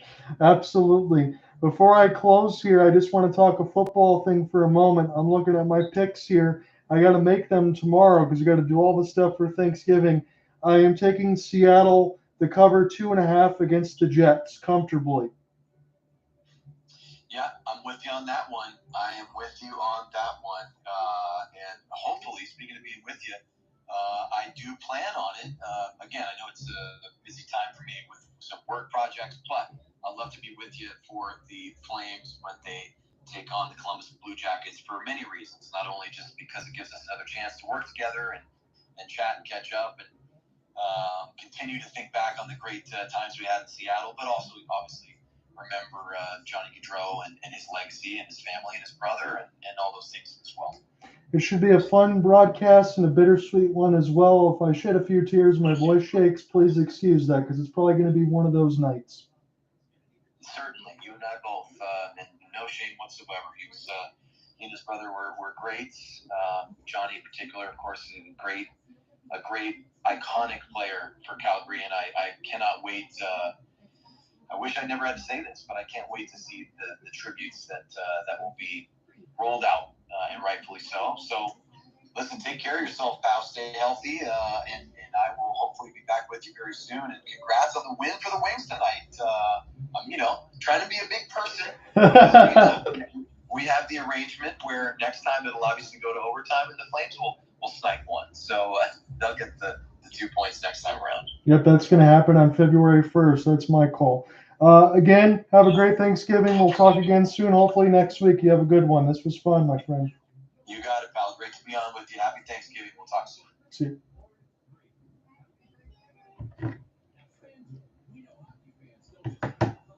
Well, just like old times, we're going to get to talk about a little bit of the Seattle trip, mixed in between a stellar broadcast. Again, there wasn't a ton of offense tonight, but the Red Wings will take it, and I'll damn near say it. This was their best game that they played all year in the 2-1 win against the Flames. And then we talk about interesting start times in between, mix of Black Friday, the New Jersey Devils. You got a quick turnaround the weekend against Vancouver. Little 12:30 Eastern, 3:30 Eastern, that about mix. So can the Red Wings, because now they've won 2 in a row, in the next maybe 4 out of 6, can they take, the next 3 games, something like that, and figure out what they're going to do with Derek Lalonde? Because if they keep it the way it is and they play well, he's going to be your head coach. This is a pretty critical time as we're just on the eve of Thanksgiving. If the Red Wings can stack a few wins together, they can get themselves back into a playoff spot. For the Calgary Flames, they didn't have it today offensively, with the exception of Connor Zary, who I thought was terrific. But with the goaltending they've had with Dan Vladar and Dustin Wolf, I don't see that changing. I still think the Flames are going to be right there, be pretty close by the time the season ends. So, as you mentioned there, alongside Cooper Hopkins and myself, we'll get set to close off here. But in the December 3rd, thereabouts, we are going to have our next broadcast together, I think on a Tuesday night, when the Columbus Blue Jackets come to Scotiabank in what is definitely going to be a tribute in between Johnny and Matthew Gaudreau, and there won't be any dry eyes, I think, in between for both of us as well, for him being a lifelong Calgary Flames fan and my best friend in general. But that'll be a good one. And excuse us if we get a little misty-eyed on that one. We'll talk to you again next week. I think he's going to be on the broadcast with me. We'll definitely cover that one. See you guys. Have a great Thanksgiving.